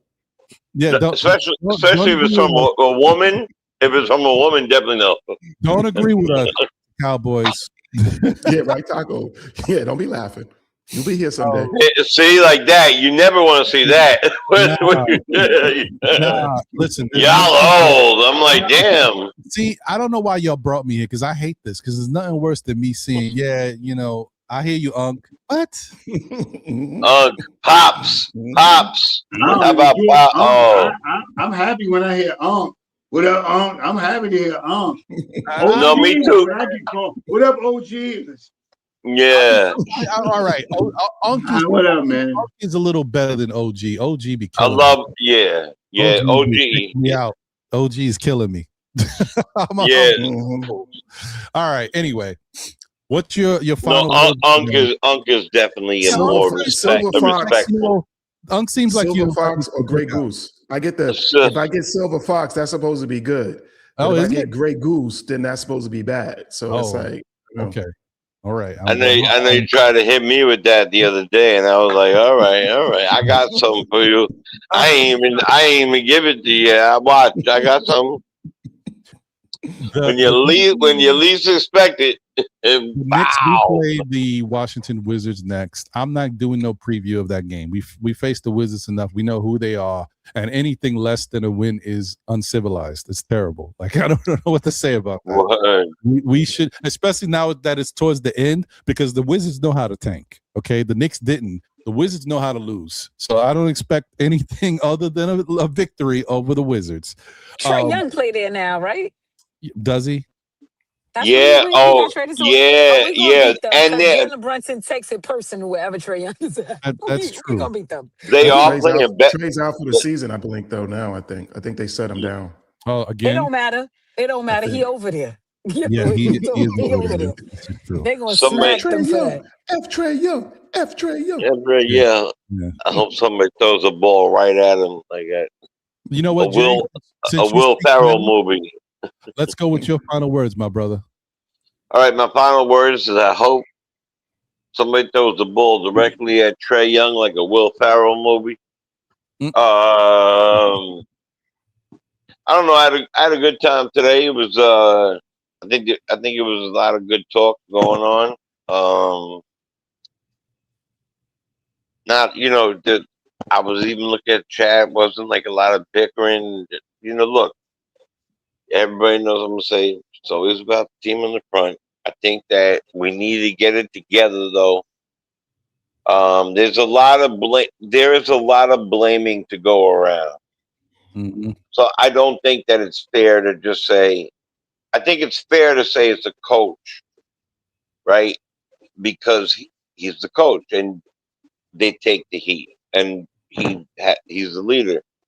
but it's also fair to say that JB is not playing as good as he can, or shooting as good as he can. But I also feel like he's doing something, and I didn't bring this up before. To here, look, I am a point guard, 14 assists, 15 assists, and I don't want that guy. I want the guy 28, 30 points, 6 or 7 assists. Give me that guy, and I'll be all right. But we need to put our foot on the back of these type of teams' neck, because I'm not having a ton of confidence going into the playoffs playing against teams like this and looking the way we look, especially with the parity of the East right now. It's just the truth. I really believe we could beat any team in the league, but it's definitely topsy turvy. It's a roller coaster right now. So, and again, listen, there are a lot of people in here. If you haven't pressed like, that's disrespectful. Press like for the good brother Ron, and for people like Shah. When they get on and give you their time and their energy and their space and stuff like that, it's free, right? You haven't heard them ever ask you for anything. They give you a good spot where we get to talk about our teams and have a fun time on a Saturday and just get unity going and all that good stuff, positivity, and I appreciate it. So, thank you, Ron. It's good talking to you, seeing you, and I'll reach out. Always a pleasure, man. Thank you. Appreciate you. Always. Yeah. I just want to say thank you for helping me get through my 7-layer lasagna today. I'm in here back and forth cooking and stuff. I have already prepared. I done got everything done. We've been on for about 2 hours and some change. After I get off of here, I'm going to throw it in the oven to get the bottom cooked, and then take the top off in another 25, 30 minutes to brown the top. Thank you for getting me through preparing my lasagna. 7-layer, delicious. Oh, and I do 2 layers. I do 2 layers with bananas, with plantains. All right. So in between the bottom layer, the first layer gets no layer. The first layer is a noodle, and then I build it up from there. But the 2 middle layers are with plantains. And in between the two, and then that speak a little Spanish. You doing I pastelón over just there? been around a whole lot of. I just wrong play the song. That's my song. Pastelón, baby. You over there with the sweet bananas? I'm from the hood, so upstairs there used to be the Spanish people up there. They used to make it. Yeah, so right. Yeah, pastelón. That's my own little twang on it. I throw some olives in the joint. My joint right there. I would bring it out here and show you, but it's kind of heavy. But anyway, thank y'all for getting me through the day and keeping me off the ledge, and all you great minds that like I say, I always say this, man, we all on the same page. We may not be reading from the same paragraph, but we all on the same page. And I appreciate that from everyone on this panel, and so much more of the other podcasts that put good, great, positive stuff out there. You know what I mean? And let's get it. Thank you again, Nick Nation, Jay Chosen, Rex, Ron, and of course LB. Thank y'all for being on here with me, and I enjoy every minute that I'm on here with y'all. Let's get it. Appreciate you, Shah. But you know what? I know you made a mistake with the 7. You know what? Just send me your Addy one more time. Yeah, word. I gotta see it first. You need to let me let you know. The individual layers that are actual noodles are wheat noodles. They taste better with the bananas than the plain white noodles. Just to let y'all know. Shah sound like he trying to live. I'm just saying. I know like my 2 or 3 extras is fitting me a little too. I gotta get ready to go to an extra large. I don't know what I'm gonna do with my fat boy stuff that I created. I gotta go to an extra large now. That's crazy to me, because I don't I cook a lot of pasta. I'm a big, I love Italian food. It's my favorite. I don't really use the wheat noodles like that. So you're saying it tastes better because I don't really know the taste. You know what? Send me the ad. with the bananas, with the plantain layers. Yeah, it tastes way better. The plantain. Yeah, with the plantain layers, yeah, it tastes way better. And I do the sweet Yeah. plantains. I don't do the green ones. I do the sweet ones. You know what I mean? I do the sweet bananas. Yeah. No, of course for the pata. Yeah, you got to. Yeah. So that's how I do mine. The other thing too is like when my whole thing is I'm still trying to. I'm gonna have to probably get it from Amazon or something because I know everything is out there somewhere. I'm trying to make a lasagna for my wife that's gluten free, but I can never get the pasta noodles. The way I want them. They're never really gluten free, at least where I find them. But don't worry. I'll get you a spot. Man, you gotta go to your Whole Foods. I do, yeah. Right there and WB. You in check WB. Whole Foods. They got legit. Yeah, you in WB, man. You right over there in that you in WB over there. Yeah, Whole Foods, Trader Joe's. You go anywhere like that, you're gonna get gluten free. But but if you're like me and want something sent to your house, you could definitely get it somewhere else. I'll look for you. I'm gonna call them. My mother, my whole family don't eat any of that stuff. They only eat. I think it's sacrilegious, but right, pasta should be pasta. That's me, my own thing. Though I did grow up on that. What Shaw's making. I gotta go look at my wheat noodles. I don't know, if they got the I don't know if they got the gluten. Because I grew up in a neighborhood that was very mixed, and my girlfriend was Dominican and Puerto Rican, and then anyway. But when I make spaghetti, it's gotta be spaghetti because I'm like I don't get it. I just don't get it. I mean, don't get me wrong. I get it. I get what you're saying, Jay, because I do make gluten-free pasta for my wife, and then I'll try some of hers, and then I'll make the regular for me and my son, and I'm like, Yeah, like somebody made me some rice pasta. It's something about the gluten that make the food better. Yeah, word. Gluten for me, man. I don't know. Yo, listen, really funny. I'm like, yo, I don't know what the hell gluten is, but it's good. but it's good. Whatever it is good. But you know what? We all getting a little older. And we got to take care of ourselves. I don't know if I go whole wheat right away. Maybe I'll try something like the protein ones and the other things, and then start working my way that way. I will tell you, I'm just joking about that. I have tried whole wheat pasta, and I will say it's not that bad. I would take whole wheat pasta over gluten-free pasta any day. They use the gluten, and some people use gluten, and they call it when they separate it, it's called Satan. What? That's the actual. No. It's not called Satan. It's not. No, it's called no. Hold on, stop. Give me a second. Jesus, God, please forgive me, Lord. Lord.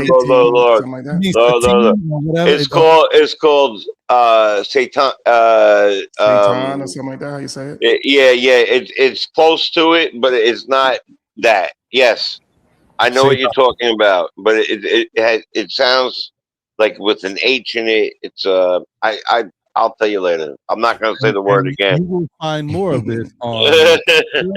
Right.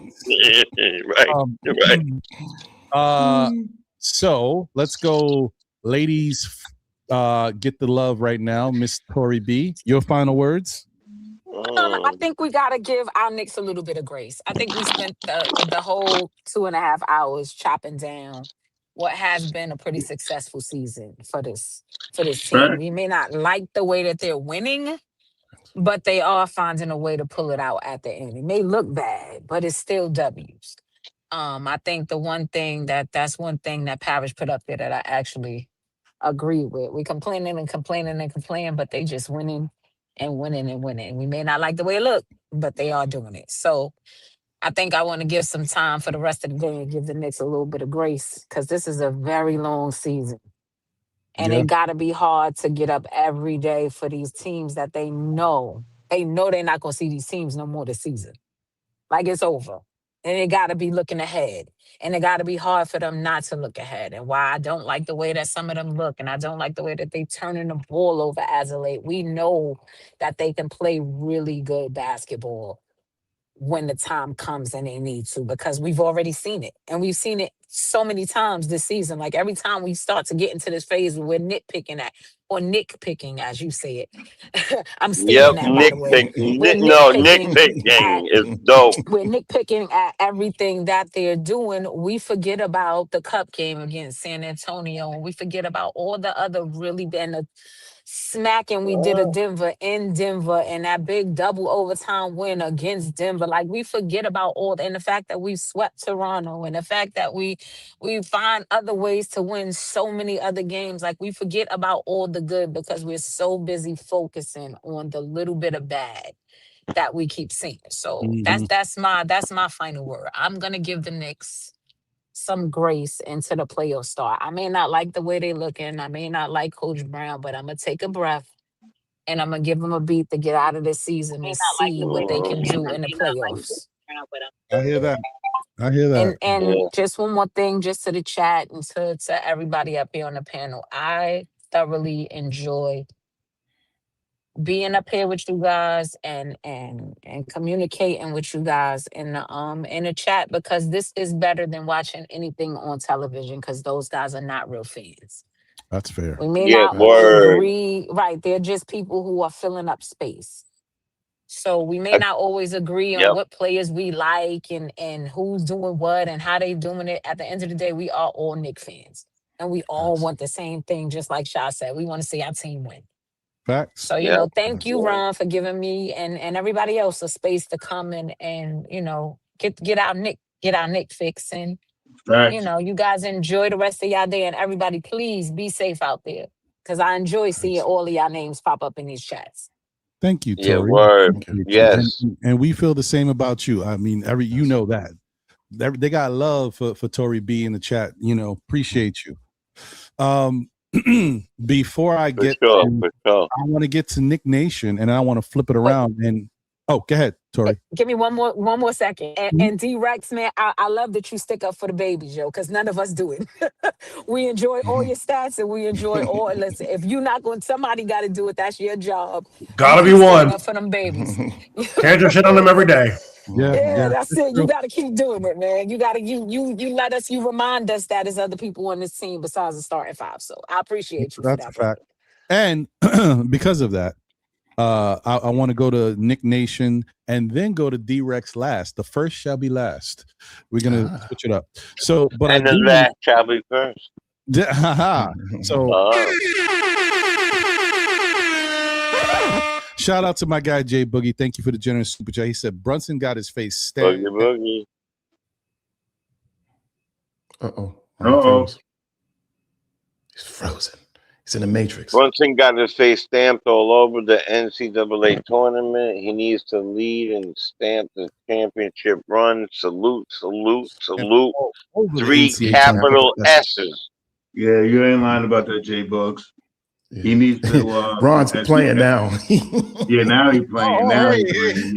Yeah. And, My fault, guys. I was frozen. Ron, you was over there pop locking. yo, Ron, you're gonna be stuck like that. You gotta be careful. All day your arm be like this. What are we talking about here? Like, what's worse, the fact that the Knicks struggle against sub 500 teams for 5 games in a row on my internet? Like, what the hell is happening here? I've called these people out forever, yo. I'm paying good money here, man. What am I, chop meat? I paid a ton, and the other night they cut me off right in the middle of, like, at 12 o'clock. Told me to call them in the morning.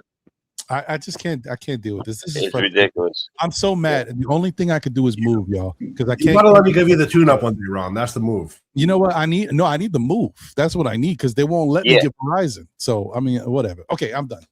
Of course, Queens in LA. Queens in LA. You'll have a good time. I gotta keep it moving. Nick Nation, my brother. Final word.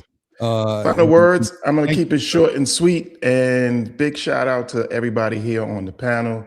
I got my man Jay Chosen, the lovely Latoria B right there, and the super chef Sha Powers over here. You know what I mean? And don't worry about it. I put my address in the private chat for the shipment. Yeah. So you know what I mean. My belly is ready.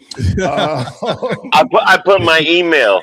You can The email me vacuum something. freezes well, so it can ship. It freezes very well. It does. It definitely does. You know, big shout out to Dorkosaurus up there. You know what I mean? And hey, Dorkosaurus, you know what I mean? I love that you're maturing, but I also love the pure fire that you bring, and don't take nothing off your takes. I like that. You wear your heart on your sleeve.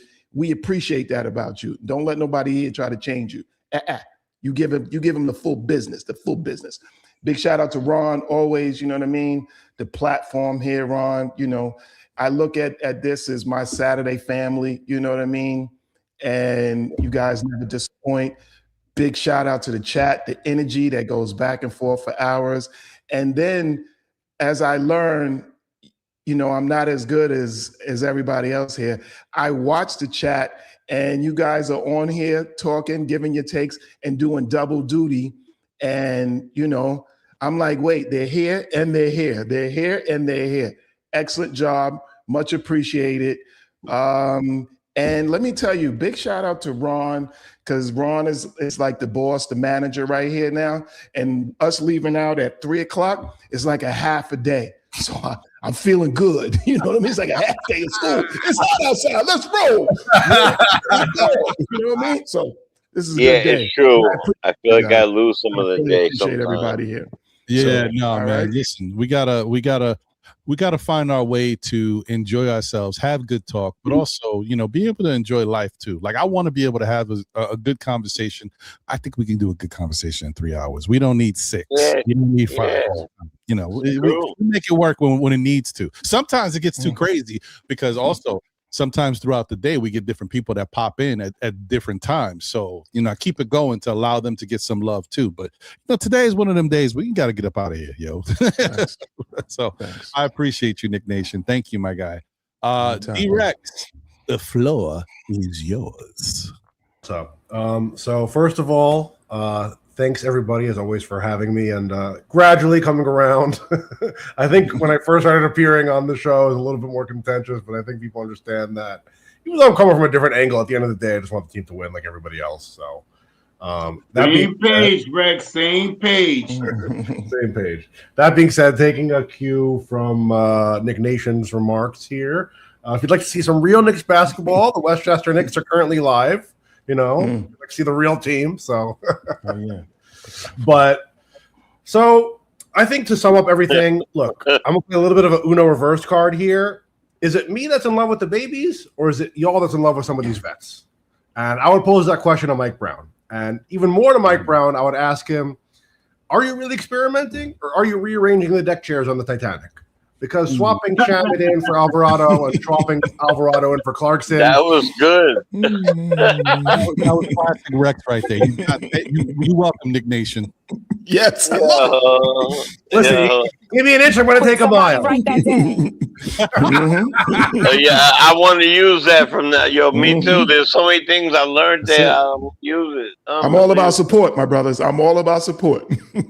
But my whole term that I think the Knicks are lacking is, I think fundamentally, JB, Cat, OG, you can pretty much beat anybody. If those 3 guys are on, you have a chance to beat anybody in the NBA right now. Josh Hart, Mikal, they're probably not quite on the same tier as those 3 guys, but they're also really good when they're on. Mikal's in a slump. Mikal needs to be completely, I think, like, I'd like to see him play. I'd like to see him play with some of them kids. Something different to just get him out of his funk. I don't know what it's going to be, but what he's doing right now is not the answer. We can all agree on that. I'd like to see him with some completely different lineups. I don't know what it is, but, you know, as much as I'm trying to defend him a little bit, like, I'm not a huge fan of his, but I still want him to succeed. So something different needs to happen with him to get him out of his slump. But I think what we're lacking is structural integrity game by game. And as much as some of us are enamored with some of these guys, you know, the heart, the hustle, the grit, yeah, okay, nice. But I think it's hard to deny the results when Tyler Kolek is in the rotation, young, old, whatever. The kid's passing is unbelievable, some of the stuff. I mean, I recall that one game, maybe recently, we always complaining, moaning that nobody gives Mitch lobs. He had a half-court lob to Mitch. I think some of you remember that play that he had. I think Tyler Kolik's the only guy on the team that makes that pass, you know? So I look at some things like that, and I'm just like, it can't just be a rigid hierarchy that this guy came in at the trade deadline, now this guy goes on the shelf, we never see him again. When he already gave us results. Like we came in and he lost. Okay, he had one bad week. Okay, fine. He also gave you a trophy. He also gave you some wins against contenders. You know? So I think there needs to be some acknowledgement. You know, now, mashallah, Ramadan is over. Hopefully Muhammad Diawara could be a little bit more hungry. Yeah. A little more hungry. Send him some lasagna. Send the man some lasagna. No pork. Now. And there's no pork in it. No pork in it. No pork. It got plantain. Yeah. We do need to highlight just a little bit how horrible everybody except for probably Kolik is at throwing Mitchell up, bro. It's so bad. I'm like, y'all don't know how to do that. That's exactly why Mitch always talks about that. Brunson, for me, is a little too short. Sometimes he gives you the straight up lob when he's facing the man, but he doesn't throw the ball up like that. McHale can do it, but he doesn't do it as often. OG is starting to do it a little bit more, and Cat does it a lot. I mean, if you look, Cat and Mitch play really good on the court together, in my opinion. They do, but the reason is Kolik is the only true, really good point guard. I mean, Alvarado is a point guard. Right. You know what I'm saying? But he's from Brooklyn, different type of point guard. Like, I just wanted to say Alvarado can throw it. Right, different. Alvarado throws it like he's with New Orleans still. Some athletic dudes over there. Like Mitch is, don't get me wrong, Mitch is athletic, but he ain't. He's not no Zion. He gotta adjust. He'll get it together. Yeah. He just got here. He gotta adjust. So I will say he got to put on 20 pounds of muscle. That's all. Yeah, and 5 inches of height also. Right, and that's all. All right, hold on, guys. D-Rex is landing his plane. I will say, last thing here. So that I think we're in a good stretch. I just am a little bit paranoid of like fool's gold and mirages. I don't like that we win. We say, we won, whatever, who cares?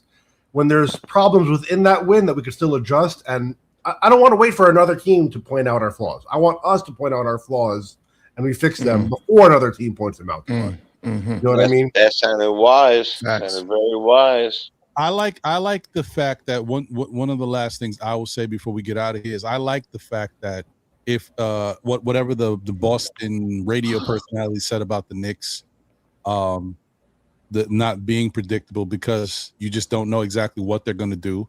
I think that's a good thing. I like the fact that that NBA executive, GM, whoever it is, we don't know who that is. I'm assuming it's. I think it's probably Pat Riley or somebody in Miami. I think probably said it to Windhorst or whatever about the Knicks being the team that you really gotta watch. So I hope that's the case, and I hope the Knicks just start to really believe in themselves and go back into that. I do think that a switch will turn on once we get to the playoffs, because I just feel like the Knicks are a little long in the tooth now. I just think this regular season is, they're at that point. I talked about it last week or the week before. I just think they're at that point where they start to think like a Miami team, like, let's get this regular season over with. We're ready for the playoffs already. I feel like they're there, and I think that's going to change something. And I just really want us to get there so we can see them hit another level, because this ain't it right now. So, I mean, I like the wins, but I just don't love watching the games. And, I just hope that they kind of, the great thing about it is that West Coast trip is a nice tune-up before the playoffs.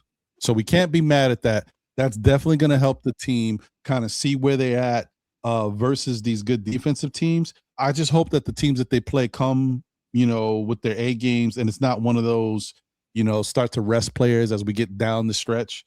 Because you figure we got Washington, then we got, is that New Orleans? Yeah. Then we got New Orleans. Then you get Charlotte, OKC, and Houston. Those are going to be 3 tough games. We got some tough games. Even Pelicans, isn't the Pelicans striving for the play-in the West, I think? They're like better than. They're low. They're low. They're real low. They got like 30-something wins or something like that. They're not a terrible team. I He's stopped actually right. looking at them. I know they were threatening when Zion was playing. I mean, look, we barely beat them last time. Let's be honest. They have a good team, and they have what's his face came back. They have Zion. They have Carlo Macovic. No, the dude that used to play with They're in 11th place. 25. So I thought they were 30. Oh, they ain't got no chance. 33. That's like 7. no. They ain't got no chance Who against came back for New Orleans? I don't know. No, the dude that he's really good. He played with Cleveland or DeJounte Murray. oh yeah, DeJounte Murray. I think he's in. Yeah, it is him. Yeah. Okay. Yeah. He came back. Yeah. They have a good team. It's just whatever. They always get individually very talented players, the Pelicans. Yes. Yeah, they fell off. I thought they were closer, but it's actually the Warriors with 33 wins. So honestly, when I look at the games, these are all winnable games, right? We know that, but these are also losable games, right? So Charlotte, then OKC, then Houston, then you got other games in between versus Memphis and the Bulls. Then you got Atlanta, you got Boston, you got Toronto again, and you got Charlotte to end the season. Now, the fact is, towards the end of the season, those games may not be like full games. You may not see the best of the talent out there. Although for Charlotte, they may need it. They may need that game. You know what I mean? So we'll see. Listen, we can't sleep on Charlotte right now. Yo, but don't you remember when Chicago didn't need it and they played us so tough? Oh, I know. I remember. For us to get the third slot, and that was so unbelievable. We don't have the luxury of that ever. The Knicks just don't have that luxury ever. No, we don't. We'll see what happens, guys. Listen, everybody hates us. They really do. Plus, you know why? Because they ain't us. Yeah, that's true. Because no matter what record the Knicks they hate us because they ain't us. The world's most famous arena. Like, it's all right, y'all. One of the biggest things we have to really pay attention to is what Detroit really falls into without having Cade these next 3 to 6 weeks or so. And I mean, because if he's out for the duration and they got 11, 12 games left, if they do anything less than 500, they're no, I'm sorry. They have to do a 60-40. So if they do 500 basketball, they're in jeopardy of losing that first spot. I mean, to us. 5.5. They're like 5.5 games. And it's 12 games I think they have left. They haven't played since last I seen. If they lose 8 of those 12 games, their first ranking is in jeopardy. But I don't know if that's a good thing, Shah, for us. Because not for us really, because Boston's still in front of us. Right. No, but even if we move up, right? If we move it might be harder for us, yeah. Correct. Say Detroit drops down and the Knicks and Boston move up, then one of these Charlotte have to play Detroit earlier than you normally would. And I don't know if that's a good thing either way. See, now, where the Knicks are, they don't have to face Detroit until the Eastern Conference Finals. Right, because they're third now. Right. And they drop down. It could be a situation where we have to face them or whatever. I don't know. Either way, I don't care. We're not ducking no smoke. I'm just telling you, I'll deal with the smoke later. You know what I mean? Yeah, you're talking about the B. You want the B side instead of the A side. Correct. I want right. And then we start knocking. Listen, man, the East is tough this year. The Raptors are only easy match. And the Raptors not easy. They what 6? Ain't they top 6? What I don't know. Let's look. No. They're good. But they've been damn good this year, man. But anyway, let me just say this is the longest half-hour goodbye I've ever been in my life. Anytime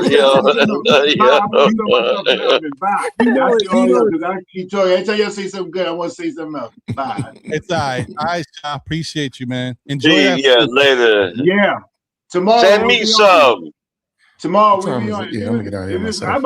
Ron, if you wasn't so far at WB, I would drop you a whole half of. I got a big pan like this, and I'm by myself. I'm only gonna take one. I don't know how to make Yeah. nothing little. I couldn't make a little pot. I got to make the whole big thing. Me too. Me too. I Good got man. a big Good problem man. with Put that. that right in the freezer. But Yeah, you that's know exactly what? what's For gonna another happen. day, put it right in the That's freezer. But you know what exactly that's what's gonna happen. I ain't called? gonna be able to eat all this.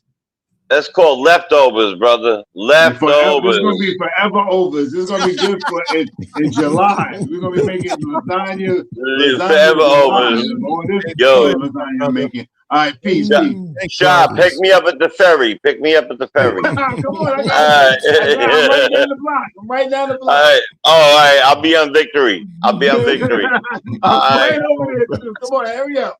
I know. Believe I know. I'm covered there. All right. So as Peace, I brother. always say, you know, we are kind of spoiled right now, and that's a good thing to be spoiled because we're not used to being spoiled. Knicks fans, we're not spoiled ever, but we are complaining while we're winning. So let's enjoy it. Let's enjoy everything that's happening and just hope for the best. Because the bottom line is, no matter what, No matter the what. good, the bad, the ups, the downs, we are still Knicks fans. We here, baby. Let's go. Let's continue to enjoy, continue to rock with this team. Hope for the best. Hope they keep the wins happening and go into the playoffs on a high and ready to you know, prove some doubters wrong. And let's make some noise, man, for real. So I want to thank everybody once again. Shout out to Tori B. Shout out to D-Rex. Shout out to Shaw Powers. Shout out to my guy Jay Chosen. Shout out to Nick Nation in the building. Appreciate you guys as always. You know what? It's fun to be up here doing this, but it's much more fun to do it with good people that I enjoy talking to. So I want to thank you guys so much for helping me get through this and enjoying. It's like coming to work, yo. I spend so much time doing this. It is, you know, when I add up the hours, it still turns into like I'm working. So, Word. yeah, I want to thank you guys. I appreciate it. And shout out to the chat. Thanks to everybody. Shout out to all the new people in the chat too. Shout out to Doughboy Fresh Music. Shout out to you. I'll check your stuff out. Thank you for being in the chat, showing love. Yeah, man. Let's go, Knicks. Subscribe and smash that like button. Subscribe and smash that like button, man, for the good brother Ron. We on the road to 10K, y'all. We getting close. We about to hit 8K. So thank you guys for I showing was on the show when it turned 3. Yep. Yes, you was. Yes, I was. So shout out to everybody, man. Thank you guys for showing the love and continuing to support. And listen, hit that like button because I mean, I don't know. Y'all might have missed it. If y'all don't know what it looks like, it looks a little something like this.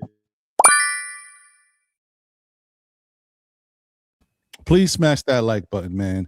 And you know what? I think I'm gonna show the robot today on the way out. I haven't showed the robot in a minute. You know, we're gonna show. Oh yeah, the robot. Yeah, so I want to say thank you to everybody. Hey, tell a friend who tells a friend who tells another friend. Still Knicks fans. We'll be back again, whether it be on Saturdays at 11:30 ish for Know the Ledge. I'm up here talking with my peoples. You see them. And we get through the day and get through our emotions as well. You know, today was a great day. We had some really good conversation. Talked about a lot of good stuff. And shout out to the chat once again. Or you can catch me on Mondays at 9 p.m.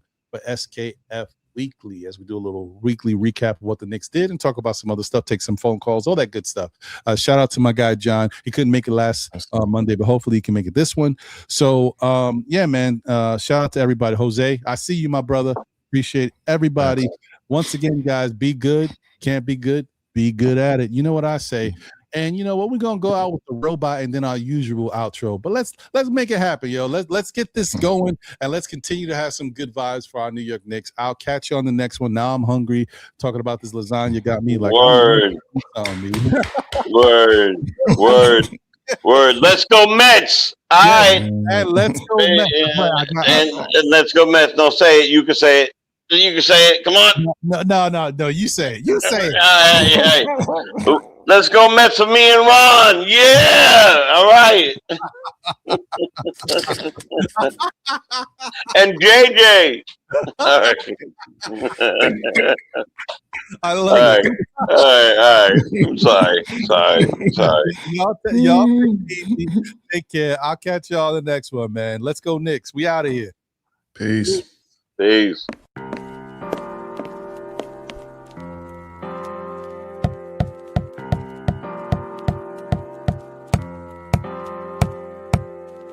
Freedom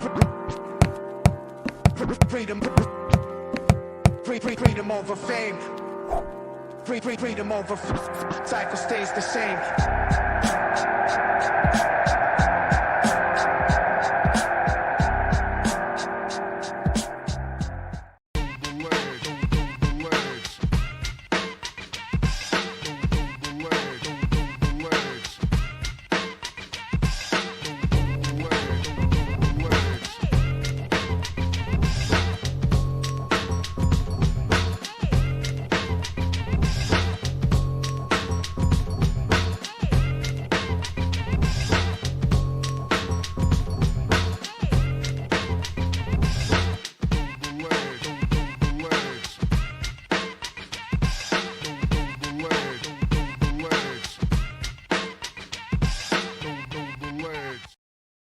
Oh, you know what? I wanted to say one quick thing before I left here. I'm sorry, JJ. I forgot to say this. I put the question up, but I didn't answer it. Yes, I've always thought about watch-alongs, but I'll be honest, for two reasons, it stops me. One reason is that you guys see my internet is kind of funky sometimes, so I don't want to do a watch-along and have stuff not, working the way it should. So that's one. And two, my problem with watch-alongs is I don't know how to watch along comfortably.